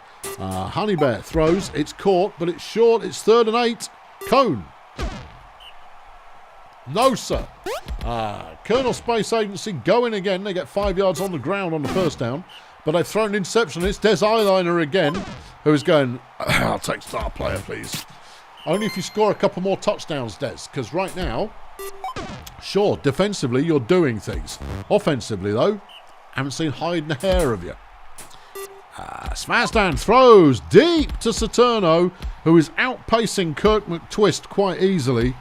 Oh, Kirk, what a disappointment you are to your family. And that's an 80-yard touchdown, and the Colonel Space Agency now have a 2-score lead with a 1/3 of the game left. Eyeliner makes an 11-yard catch. Weather Cone completes again to Eyeliner, who gets another 7. McTwist completes to Justice Lemon. Well, this is a more sensible way to play the game. But they're sacked there, and here comes Cone. Throws it. Lemon, touchdown. All right, 4-3. Ethan Hogwash tried to run, but it was a very poor decision on his point. And Kars Vazdan is out for the season. Emmanuel Weathercone has put him down, and that's the end of him for this year. Oh, that has... Colonel Space Agency were looking like a goer. Des Island had just got himself injured. Yeah. Yeah, no. Colonel Space Agency were looking like a deep into the playoffs bet this season, but that interception, that injury has possibly put an end to that as a way of thinking. Julio Alacarte is now on for Failurewood, having replaced Des Eyeliner, and he scored. And while I've been jabbering on, Failurewood have taken the lead. McTwist throws it. It's deflected by hands. It's 2nd and 10. That one's complete to Alacarte, who, as I'm sure you know, has the single game receiving record. Saturno gets the catch. KSA now trailing by 2. Good catch from Saturno, 70 yards. And Ray-Ban runs it in. They now trail by 1. But they need the ball back. And there's only 9 plays left. Honey Bear completes to Alacarte, who's taking off and breaking tackles. 45 yards with the catch. Weathercone throws. Alacarte again, breaks another tackle. And he's down at the opposing 4. And that's the ball game. 7-5 is the score. Failurewood have pulled this out. And you have to say, one injury changed everything. Svazdan wasn't playing that brilliantly in this game. He was playing better than his replacement has done. Yeah. Oof. A terrible game for Colonel Space Agency. Not because of the result, although that hurts, but because that really hurts their season. Oh, man. Justice Lemon, star of the game with 69 fan points, 248 receiving, 3 touchdowns, interception, and a deflection. Svazdan, despite going home early, gets player of the game for KSA. Tied with Bill Saturno, actually. Saturno did 200 yards receiving. Svazdan did 167 passing. But contributed more defensively, in my humble opinion. He didn't. Your opinion is wrong. All right, well, whatever. I say what I like, I do what I want. There you go. And Enrico is saying that's the end of the season for the Colonel Space Agency. And I don't know what the rest of their season looks like, so I couldn't possibly judge. But it certainly hasn't done them any favours as we have a look at the Picks Creek Miners versus Budget Roadies. Here they are. Look at them. I believe Jimmy Drunken's in the starting lineup. Love Jimmy Drunken, but only when he plays well. Yeah, when he plays badly, I sell him to another team. Guy Incognito's making his debut for Budget this week. Because obviously every week is a new player making a debut for Budget, because every week they're down another player. Right, here we go. It's going to be Budget getting us started, and Spiny Turtle Wax is going to do something. He does indeed. He throws to Viscount Heat, who has a 17-yard first down. Heat now throws it, and it's intercepted by Larissa Tornado. Jimmy Drunken throws the ball and gets an 8-yard catch. Tornado, with a lot of effort on the run, gets 5 yards. Chirp Scott tosses that one, gets 9. 2nd and short, Jimmy Drunken. Almost a Jimmy Drunken run there, but it wasn't. No. 2nd and 7, Scott, no. 3rd and 8, Drunken, no. Budget in possession again. Sacked on first down. Okay. Heat. Nothing doing on 2nd down, but they throw it to Capsicum Disco, who breaks a Capsicum Disco level of tackles before fumbling the ball, but they then fumbled the fumble recovery, and the Budget still have the ball. Net result, some yards and some stats that people don't want. Chirp Scott gets 27 yards. Tornado gets only 1. Scotty, not a lot there. 3rd and 8, Jim. There it is. It's a Jim Drunken run. Lovely old job. 27 yards from Jim Drunken. He's just so inconsistent at doing them. But when he does them, it's a delight. Here we go. He's trying it again, look. And this time he gets mobbed. And they turn the ball back to Budget, who throw it to Guy Incognito, who gets 23 yards. Viscount Heat now looking for a target. Finds a really short one for 3. Stochastic, no. Okay. No, nothing doing. I might stop the commentary for a bit. I'm going to let this one play out for a minute or two until one team decides to score. We're over a quarter into the game and no one's scored yet. It's a lot of back and forth and business. And no injuries. Hold on. Justine van der Poel there, making some motion. That's intercepted. It's Capsicum Disco's picked it off. Can't catch his own passes, but he can catch those of the opposing team, apparently. Sack on first down. All right. Viscount throws it. It's deflected by Tornado. Stochastic tries to run, and that was never going to work. Yeah. Jimmy Drunken doesn't go anywhere on the run. Tornado, not very far. 3rd and 4, and they're stopped. All right, there's Turtle Wax. It's an interception. Drunken's picked it off. And he gets a reasonable amount of yardage as well. And the Miners have an opportunity to score. Hold on. They do score. Justine van der Poel has the first score of the game as we approach half-time. Hold on, they fumbled it again. What is going on with Budget? They are coughing this ball up like they really don't want it. Well, yeah, but the Miners are moving the ball okay right now. They've got another first down. Drunken moving again. There's another sack. It's 3rd and 13. Scott overthrows everyone. Budget have got the ball back as we hit half-time. And the score is 1-0. All right, Spiny runs it. No. Viscount runs it. No. Stochastic throws it. No. All right. Jim runs. No. Larissa. No. And Chirp. Yeah, but no. Okay. Back to Spiny. He throws to Viscount. He who has the first down. Hey, 25 yards. That's the most the ball has moved in about 20 minutes. Stochastic throws that one to Heat as well, but it's 3rd and 2. And they have a first down off a 3-yard play. Nothing doing for Viscount Heat. Then they get sacked. Spiny is deflected. All right, back to the Miners. No. Tornado? Yes. Fats Downtown makes a catch and has a 19-yard first down.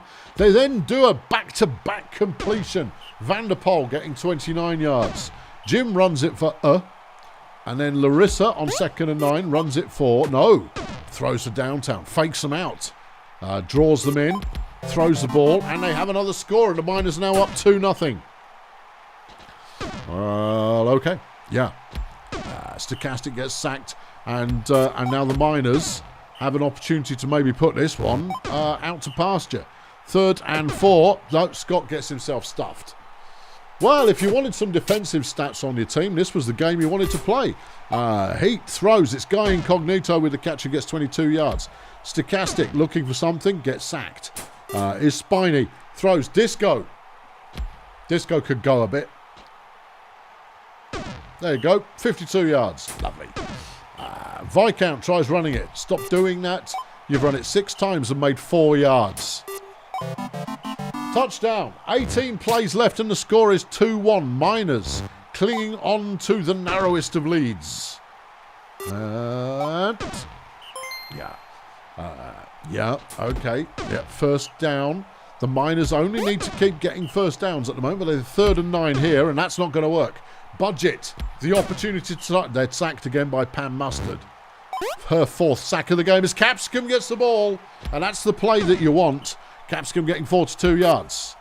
Stochastic, Disco, touchdown, 2-all. There is still time for a winner to be announced.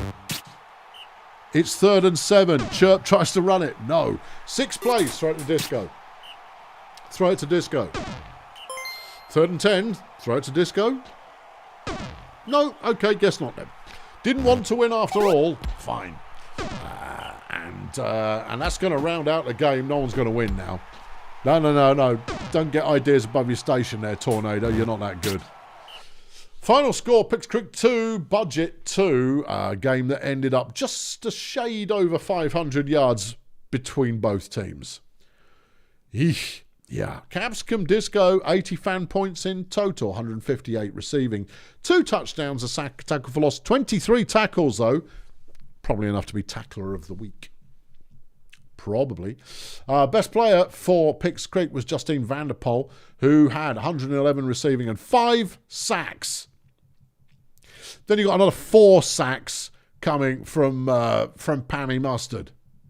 That's a lot of sacks overall. And if you're listening to me upstairs, stop drumming on the damn table. Thank you. Right. Because I can hear it. He's directly above me. And all I can hear is...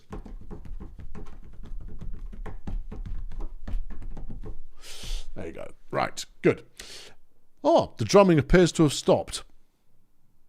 Oh, maybe it hasn't. Anyway, I'll carry on. Yeah, good. Right, now our next game is going to be the Palms versus the Fire. Okay. Both teams are... Is he watching the footy? No, he's watching this. Why would you watch football? Only idiots watch football. Yeah. Shady Palms versus the Fire Chefs. Tower D Burbs getting a start, which is I like Tower D Burbs as a name. It's nonsensical, but as are so many. Yeah, the Palms looking for anything this season. They just need something to get started, to get some mojo, to get some anything happening. Yeah. Oh, Floody is watching the football. Well, you can give it up any time, you know, because you know it's futile, right? The football just goes on forever and ever and ever and ever and ever, and no one can ever win it. Go watch that sketch. Meanwhile, over on the Chefs, Greg Double G has had a bright impact on the Fire Chefs. Ellie Redenta, not quite up to the game yet, but yeah, never know. It's a hot old day because we're playing in Fire Chef land. Okay. Right. Good. Greg gets us going. The Chefs first with the ball, and they have the first down. Sticky Pierre. Nice run. Gets 6. Here's Redenta. Good throw. Viv Crumble getting the catch. Viv can be a handful, but not in the heat. Well, I don't know. You optimise the team for the heat, and it could work very much in your favour as the Chefs take an early lead. 1-0. There goes Tower D, who gets 2 yards. All right, okay. Nope, that's the end of Shady Palms, and here come the Chefs again. Sticky Pierre, though, has been injured by Tower D Burbs. Juan Summoner has come on in his place.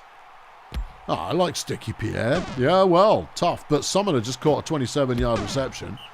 Greg with a nice run, and then Summoner again gets them down to inches away from scoring. And there's a touchdown, and it's Viv Crumble again. 2-0 Chefs. Burbs throws it to Babylon. Babylon. Brought down after 39 yards. Then goes Tesla. Nothing in there. Eli Redenta make it. Ellie, not Eli. Oh, okay. Yeah. An extra L makes all the difference. But Shady Palms once again stalled out. Summoner is sacked by Spack Freely. Here comes Redenta. Is sacked by Freely as well. And the Palms have the ball back and they throw it to Burbs, who has a first down. Here is Burbs now. 4 yards. All right. There goes Tesla. Tesla. Nice running. First down and change. And Shady Palms threatening to score, and they do so. Polly Babylon is in. Pobly Babylon is in, and it's 2-1. Summoner to Crumble. Okay. Crumble breaks a couple of tackles, and it looks good. Redenta gets 3 yards. Is Greg. And it's a throw that doesn't really pay off. Summoner slips a tackle, gets round the outside, but he's taken ages and is stopped on 3rd down. Sectarian Thunderclap there running for the Palms gets nowhere. Eva gets sacked and then Tesla gets stopped. And we're back with the Chefs. Triple J deflecting the pass. Summoner nowhere to go. Redenta completes to Eva Composite, who had already defeated her coverage player. Defeats Burbs on the 5-yard line and is in the end zone for a touchdown. 3-1 Fire Chefs. Tesla has a first down for 27 yards. And it's intercepted and Redenta's picked it off. 2nd career interception for Ellie Redenta. There goes Summoner. Nice piece of running. You don't see many Draken runners. No. They play gunner quite often. They play it quite effectively, but that's some effective running. Hold on. Triple J's intercepted the ball. And the Shadies are still keeping themselves close to the action. Polly Babylon, nice catch. Speaking of Draken receivers, a 34-yard reception there. Tesla, 34 yards, indeed. Yeah. Monotheism makes a deflection. It's 3rd and 10, and it's stopped. Greg throws it short for 2 yards. Summoner, another good run, has the first down. It's 13. Here's Redenter. Not a lot there as we hit halftime, and the score is 3-1 to the Chefs. And Greg slips through a whole slew of tackles and has a 31-yard run. Summoner throws it to Greg, and that one goes for 10. Redenter to Greg, touchdown. 4-1 now the score, and we will do a 1-point increment of the game speed. Yeah.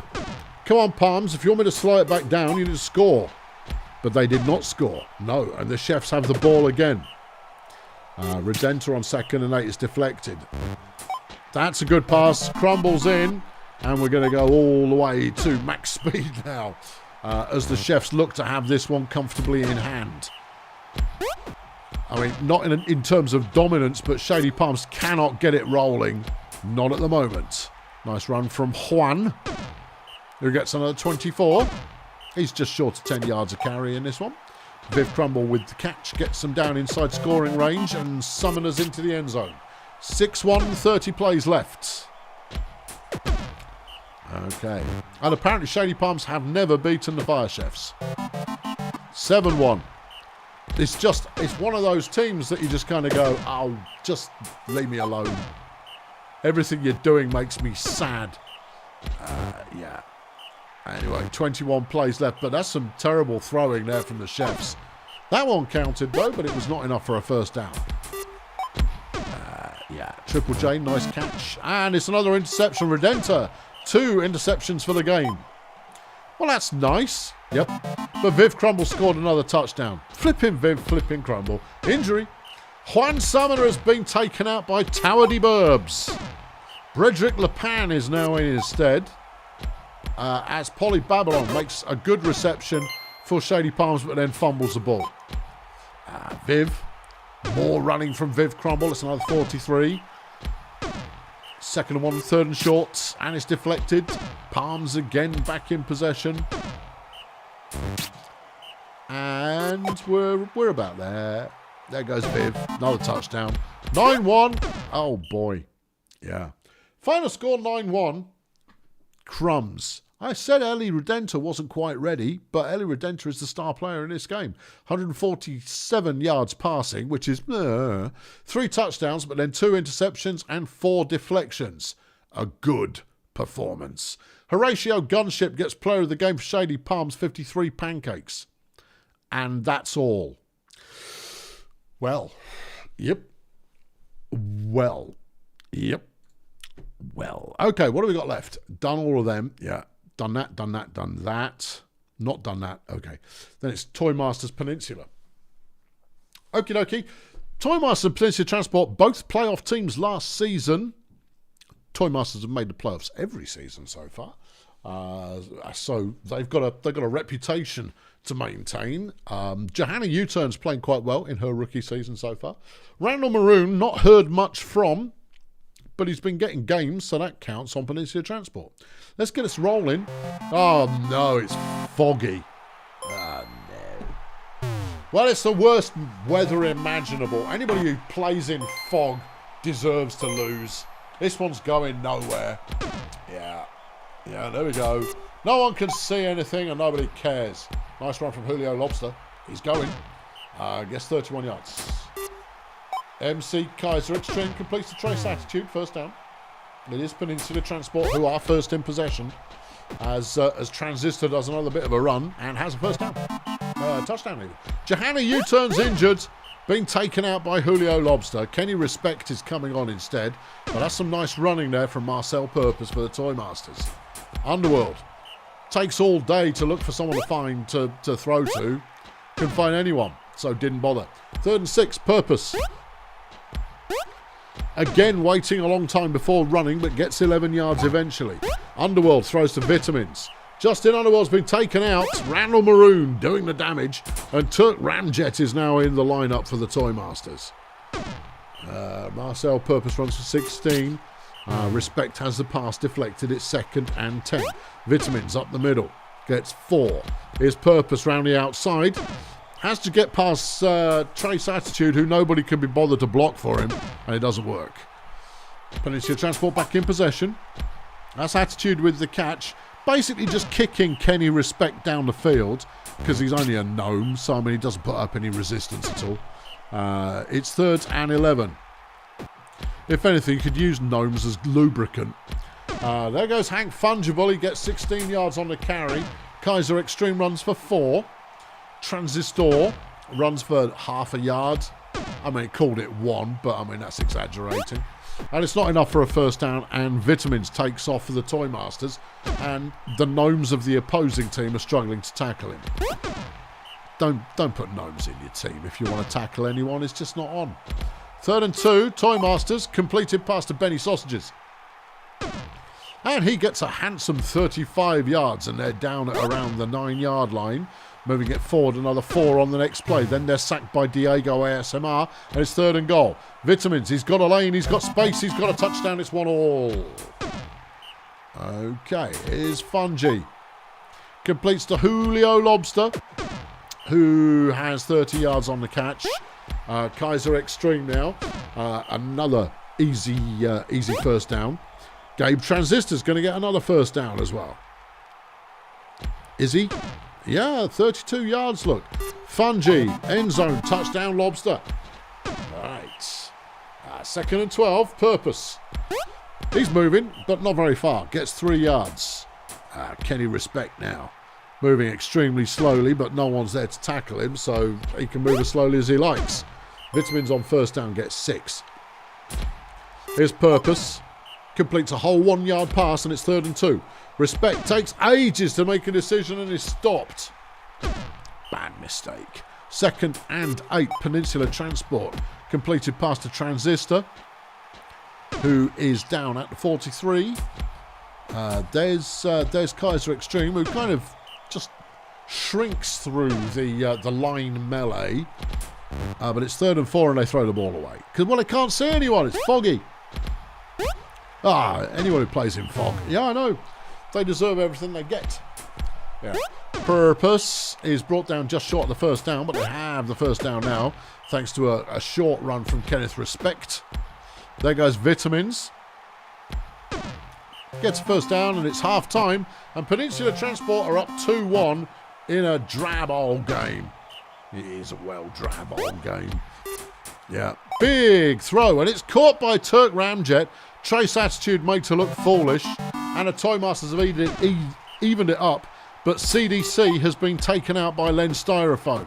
Pip Strobe Light is now in the line for the Toy Masters. Is Pip Strobe Light going to be good enough? We'll find out in a moment.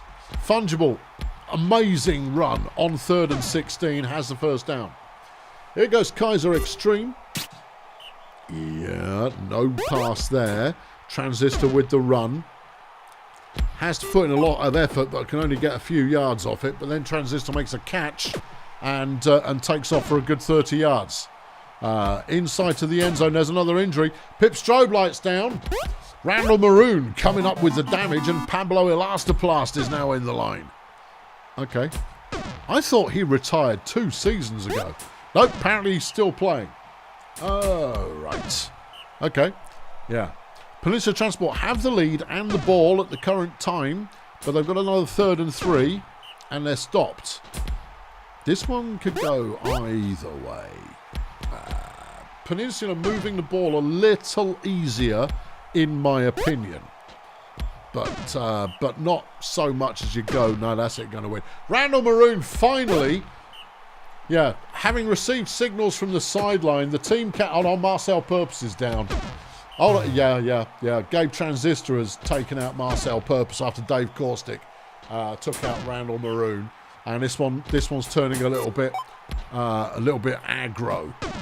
Love it. Yeah, both teams just slapping each other around now. Currently in possession is Peninsula Transport. Not that it matters. No. 25-yard catch. Here goes Transistor. Gets barely anything. 2nd and goal. Fungible gets 1 yard. Kaiser Extreme gets sacked by Scratchboard. And the Toy Masters on the ball again. 19 plays left. It goes respect. He doesn't really deserve it. He gets only 1 yard. A sack from Julio Lobster, followed by Scrag Vitamins running for 4. It's 3rd and 8. Respect is sacked by Flora Tunisia Hand. And Peninsula have the ball again. Fungible looking to throw, gives up on that and runs for a yard. Kaiser is stuffed behind the line and the Toy Masters have the ball back. But there's only 10 plays left. You can't keep mucking about, lads. If you want to score, stop mucking around. Get on with it. Yeah. 8 plays left. Vitamins gets a first down for the Toy Masters. Respect tries to throw it. Well, he does throw it, but there was no one there. No, he just like yeeted it downfield and it didn't really get anything for anybody, for any purpose at all. However, that's the end of the Toy Masters drive, and all Peninsula have to do is just keep hold of the ball. They threw that one downfield to nobody, and then they get sacked. Last play of the game. That's that then. What a miserable game. Well, it's the fog. You can't blame the players because the fog ruins the game. Final score, Peninsula Transport 3, Toy Masters 2. Julio Lobster is not player of the game. No, Dave Caustic is for doing an honour kill on the opposing team. 6 injuries in total. 5 of those injuries on the Toy Masters. Well, it couldn't happen to a nicer team. Dave Caustic, player of the game. 50 pancakes, 2 tackles for loss and a sack. Julio Lobster, 70 fan points, 3 tackles for loss and a sack, and an injury inflicted.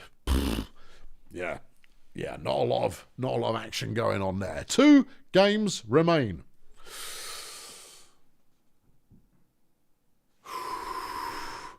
All right then, Mike. All right, let's have a look. Oh, I hate playing Grunt because they're really good. Yeah, and they're always really good. I think if you were to pick 2 teams that were as foil for one another as you like, it's Grunt versus BDP. It's always a belter. It's always a big deal. But now they've got Barry Turnips, who's got 461 pancakes over the course of 7 games. Yeah, just get on with it. All right. Okay, here we go. We're getting on with it. It's a blessed game because both Grunt and BDP like blessed games. Chet runs on first down. Well done. Steve throws, and it's complete to Chet. Study your playbooks, lads. Daxter makes a nice catch, gets 27 yards. Chet. Good throw. That one's caught by Quebec. Steve throwing again. Well, it's caught by Quebec, who has a touchdown. All right, here comes Tiger. That's a short catch. Simple Simbil. That one's deflected by Daxter. Simple Simbil now makes the catch and they have the first down. All right, okay, all right. Yeah. Who's that? That's Karen Flippin' Hair, who's brought down by Hank Donk. We got a rookie in the lineup.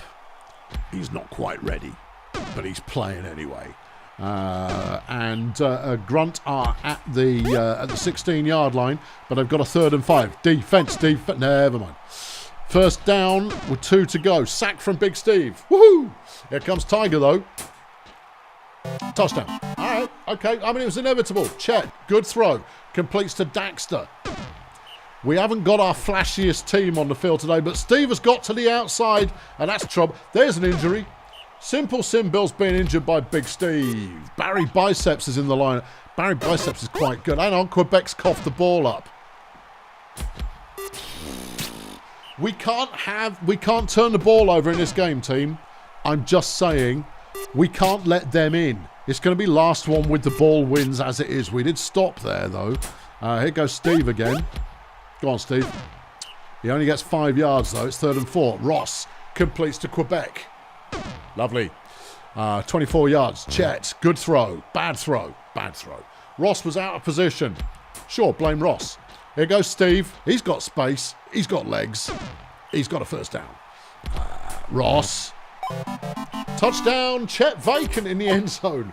Well, he doesn't do that very often. It's 2-1 BDP. Okay. Barry Biceps now running the ball. Why? How? Why? He's a gnome. We should kill him. All right, well, we'll work on that. Centrifuge runs for 10 is Styles. He's thrown that one out wide, and Karen's got it, and they're at the 15-yard line. Barry Biceps throws it to Centrifuge. He's going to score. 2-all. Chet is sacked by Karen Hare. Here comes Steve. What's he going to do? He throws it, and it's complete to Daxter, who gets 11, but it's 3rd and 1. Ross. You had the first down already, Ross. You didn't need to throw it, but he did anyway, and it was complete, so that's okay. Ross now gets a catch, and he's got a little bit of legs. He gets 34 yards. Steve throws over the middle to Ross Puke, who's in the end zone. Woo! Yeah. Ross Puke going, throw me the ball. I feel it. I'm feeling the mood. The mood is feeling. Yeah. Okay.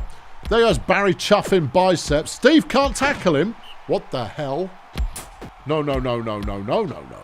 There's no one that Steve can't tackle. Centrifuge takes off. He gets 29 yards. No, I'm desperately concerned. I've not researched Barry Biceps, but he bothers me. He's in the end zone for a touchdown. Oh, no. Yeah. Nice catch by Daxter. Yeah, good work, Dax. There goes Steve through the middle. He's not going to get much further than that. Oh, maybe he is. Yeah. Nice one, Steve. 19 yards. Ross. What's it going to be, Ross? He throws across the middle to Quebec for 6. Chet now throws, and that one's caught for not much more, but it's 2 yards to go, and Steve's decided to throw. Stuntworth's been injured. Oh, flipping heck, Stuntworth. He gets injured more than any player with 72 durability has a right to be injured. Zesty's come in, and Zesty's okay as a player, but not much on defense.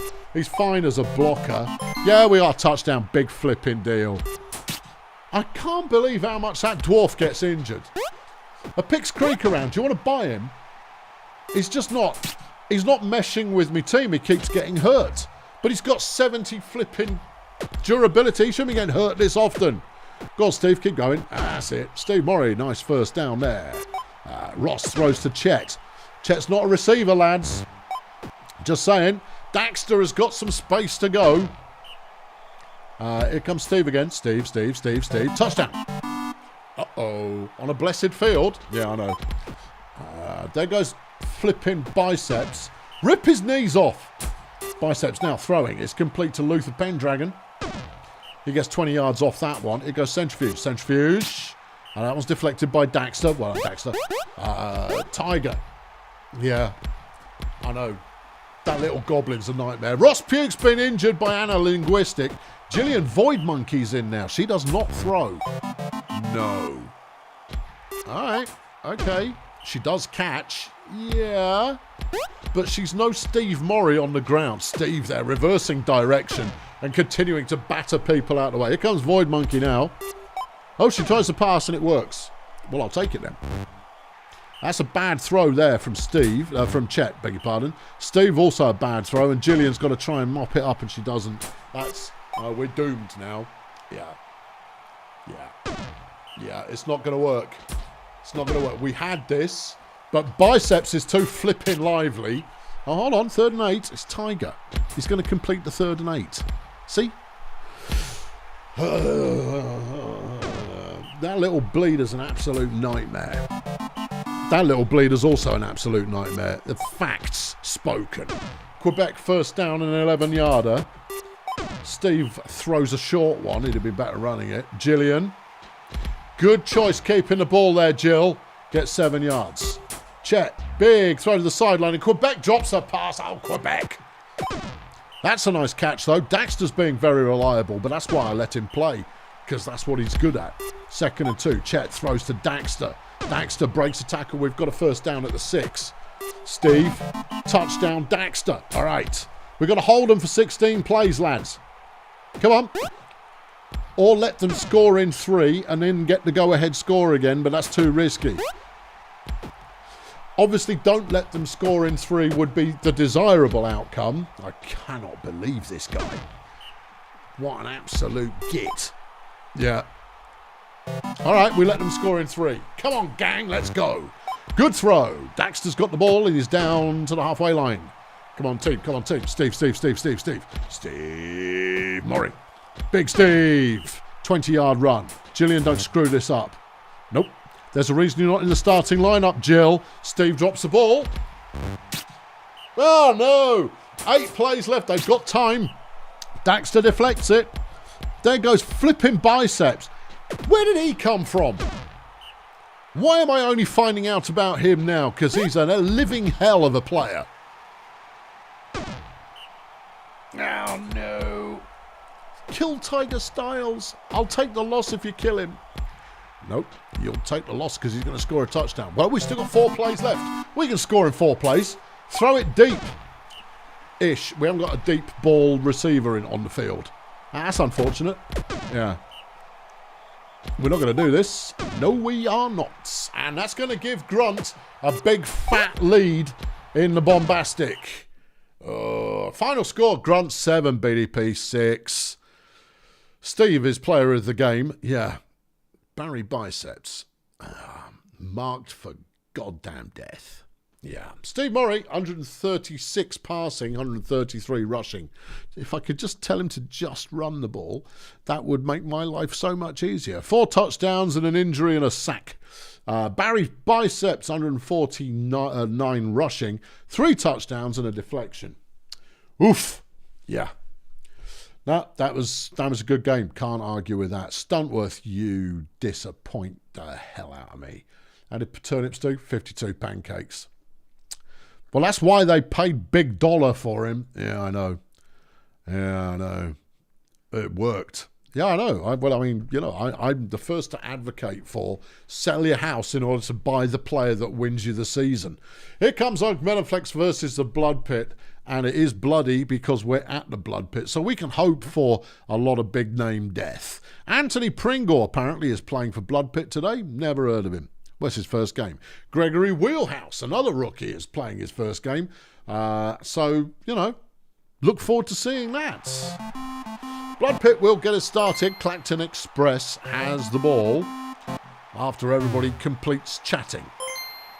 You done chatting? Good. Here goes Clacton, stuffed at the line. Pringle is sacked. Charles Monkey Cage has been injured already. That's not good. Chicken Druid has come in as a replacement. Chicken Druid can block, but is nothing on defence. 3rd and 9, nothing going on there. Clacton with the ball again. Ramiro makes a catch. There goes Pringle. Nice piece of running from Anthony Pringle. Very nice piece of running from Anthony Pringle. And he gets 42 yards on his first career carry. Glenda now with a nice run gets 11. Clacton with a nice run gets 14. Here goes Pringle again with a nice run, gets a touchdown. Okay. Flapjack Nope decides to throw the ball away. Gladwin doesn't get anywhere. Here's Pellegrino. It doesn't get anywhere. Okay, back to Blood Pit. Clacton completes to Ramiro Pleasure Dome. Here goes Pringle. He's got enough space that he could go the distance. Goes the distance, it's a touchdown. Here comes Flapjack's first run of the game for a yard. Braindig gets nowhere. Here goes Pellegrino, gets nowhere. All right, back to Clacton. He's thrown that one. It's complete to Ramiro. Pringle now running, still running. Yeah. And Fred Singularity has been injured by Braindig Gladwin. Hermione Crumplezone coming on instead. Flapjack is back on the run again. Gets 20 yards this time around. Okay, and that's a first down, and they immediately follow up with another first down. Pellegrino gets sacked again, and it's Pringle getting his first career sack. Oh, he'll be thrilled. Flash Bandit breaks into the open and gets a first down reception off the pass from Gladwin. Nope on 2nd 11, has nowhere to go. Gladwin to Bandit, touchdown. Okie dokie. 3-1 the score. Blood Pit very much in the lead as Greg Wheelhouse drops the ball. That one's complete to Pleasure Dome. A 24-yarder. Glenda running the ball now. Gets 9. Here's Clacton on 2nd and short. Has the first down, but there's an injury. And Ed Varnish for Oakaflex is down. Injured by Clacton Express. Newton Esperon's on instead. And I'm pretty sure there was a fumble there, but Veronica Hammock picked it up. Glenda running the ball again for Blood Pit, who just looked hard. Yeah. Pleasure Dome with another nice catch. Pringle, touchdown, 4-1. Okay, there goes Bandit with the catch. Crumplezone will get there and bring him down after 41 yards. Gladwin completes the pass to Bandit, who has another 11. Pellegrino stuffed behind a line. Flapjack. Nowhere for him to run to. 3 yards. Here comes Gladwin. Short of the first down, and Bloodpit have the ball back again. Pringle with a good catch. And then fumbles the ball. Flapjack's picked it up. Ooh. Yeah. Okay. Yeah. Flapjack runs nowhere. Yeah. Braindig runs nowhere. Pellegrino runs 3 yards. Back to Clacton.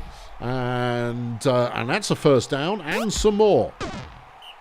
This is line disparity in action. The reason that Flapjack Nope, who is the best player in the league on paper, offensively, yeah, he's getting nowhere because he's getting nobody blocking for him. If he gets a clear path through the line, he'll do you for 20 yards. If he doesn't, he'll get stuffed. So, yeah, the Blood Pit line is proving to be more than a match for Ergmelonflex's offensive blockers. Glenda getting another first down for the Bouncers. 45 plays to go. Glenda running the ball again. Gets just short of the first down. Clacton, no. Throws to the end zone. And Ramiro has it, and we're accelerating the game. Yeah, if you're not going to keep it tight, we're not going to watch it. Yeah. Nice catch from Flash. Flash is keeping this team alive right now. The Chroniclers are being kept anywhere near the game because Flash Bandit is catching. But they've gone out again, and Clacton makes another good run, 6 yards there. There goes Pringle, getting 22. Here comes Glenda. And again, it's the line disparity because these are not all-star runners. But if you get pancaking ahead of you, you're going to get some yards. 3rd and 8. Clacton throws it away, and Ergmelonflex have another opportunity to try and salvage something. This time, Flapjack has room to move and picks up 29 yards. Greg Wheelhouse is down, though, injured by Flash Bandit. Flapjack, another good run, gets 10. Braindig on a first down, and Flash drops the ball. Pellegrino throws that one away. Flapjack with the pass, and that one only gets 6 yards, and we're back with the Bouncers. Ramiro for 24. Here goes Clacton, getting 15. Okay, yeah. 20 plays left in the game. The Bouncers comfortably in control of this one right now. 1 yard there, no yards here. 3rd and 8. Clacton Express completed pass. And once again, the Bouncers threatening to score. Glenda gets 3. Nothing on that one. Flapjack gets a block this time. And look at him go. 27 yards. But there's an interception. Clacton's picked it off, and it's going back the other way. Clacton Express really captaining the offense for the Bouncers very successfully. Glenda gets him a first down, and that's punched in by Clacton Express for a 6-1 lead. Ergmelonflex, they could work their way into this one, but they have not got time. There's 4 plays left. And so far in this game, they have not looked that good as Flash coughs up the ball. Oh, dear. Oh, dear indeed. Kojak Mistron in off the bench with a nice run there. Gets 49 yards. Pringle takes them just short. Last play of the game. And Glenda rubs salt into the wound. 7-1 the final score. Ergmelonflex shut down in this one. Clacton Express gets player of the game. 178 yards passing. 2 touchdowns, a deflection, an interception, and an injury. That's a busy old day. Flash Bandit is player of the game for Ergmelonflex with just 31 fancy points, 170 receiving and 2 deflections, and an injury. Right then. Yeah. Here we go. Awarded to Bulldozer Power against Grunt Auto Group. We have the opportunity to place a bounty. Do we? Oh, who's it going to be? Oh, Tiger Styles. Okay. Ergmelonflex coach Sergio Martinez wants his players to work harder this week. Do you get a training event and lose an appeal, or do you reject it?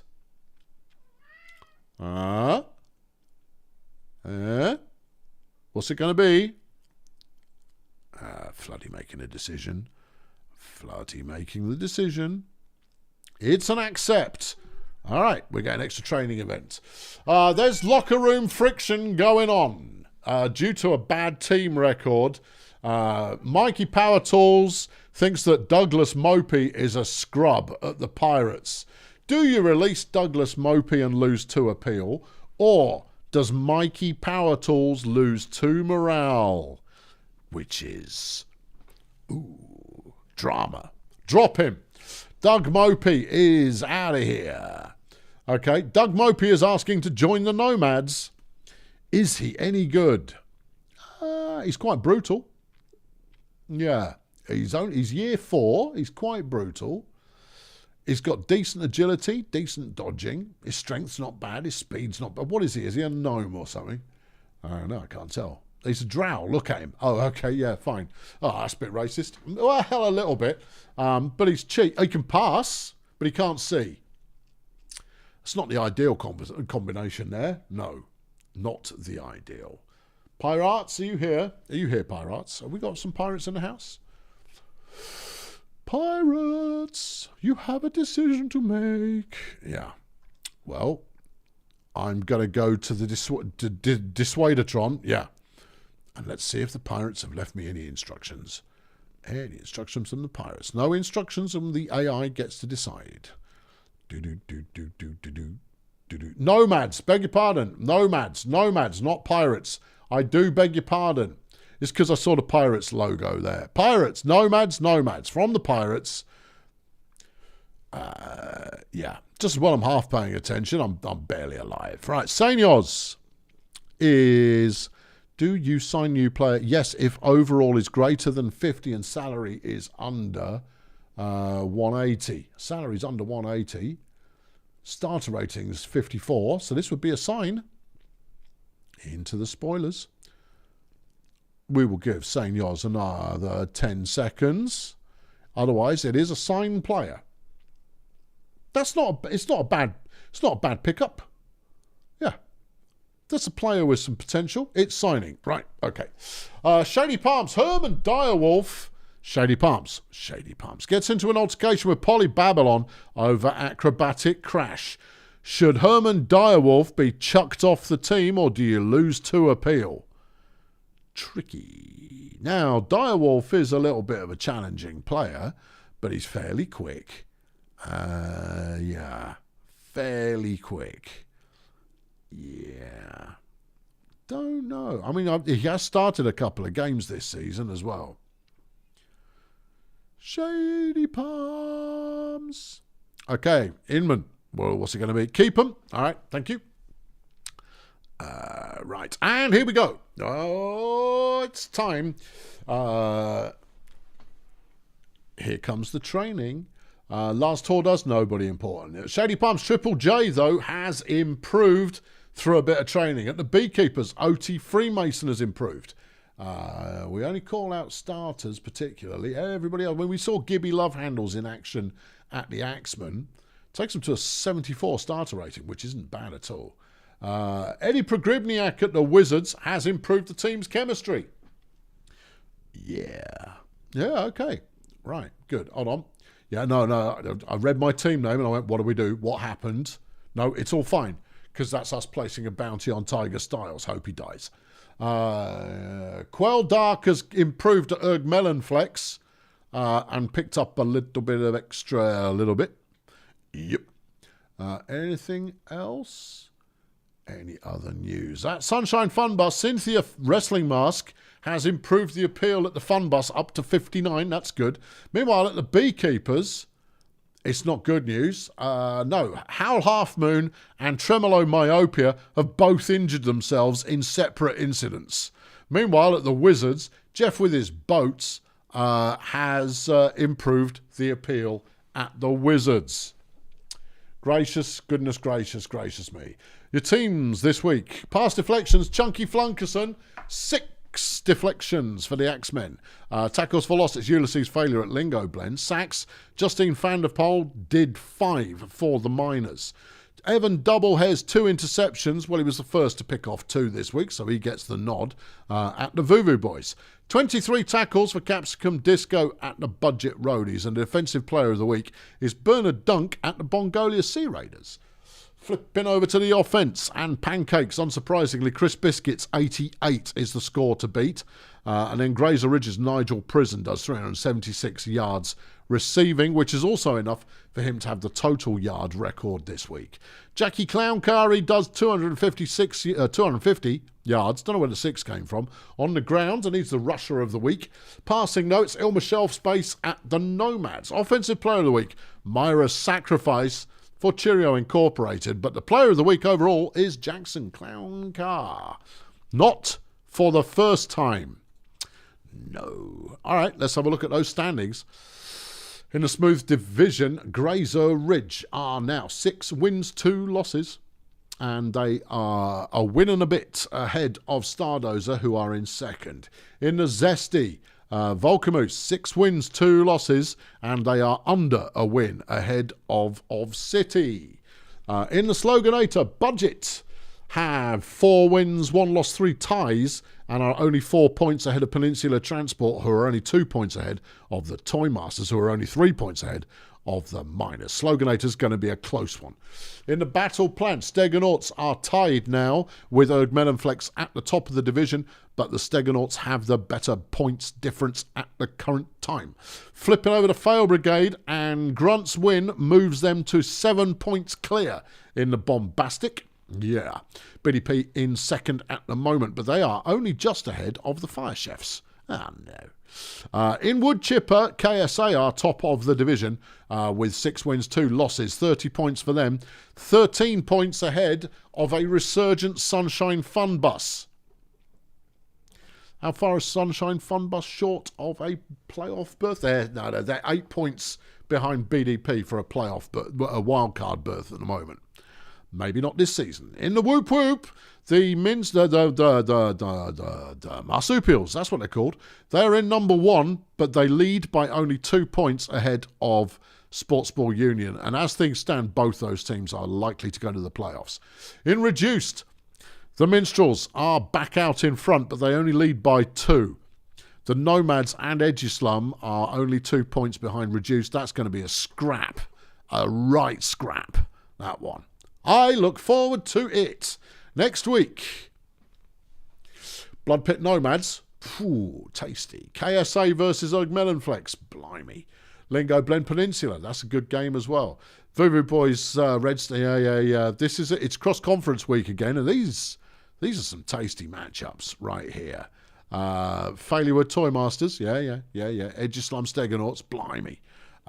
Port Miggins Budget last season, sure, this season Budget should win that. Vulcamoose Shady Palms, Graser Ridge Bongolia, Of City versus the Fun Bus. Yikes. Stardozer versus Sports Ball, Marsupials, Pix Creek, BDP playing the Beekeepers. Bad day to be a beekeeper. Retro Minstrels are taking on the Wizards, and then Grunt are playing Cheerio. Yeah.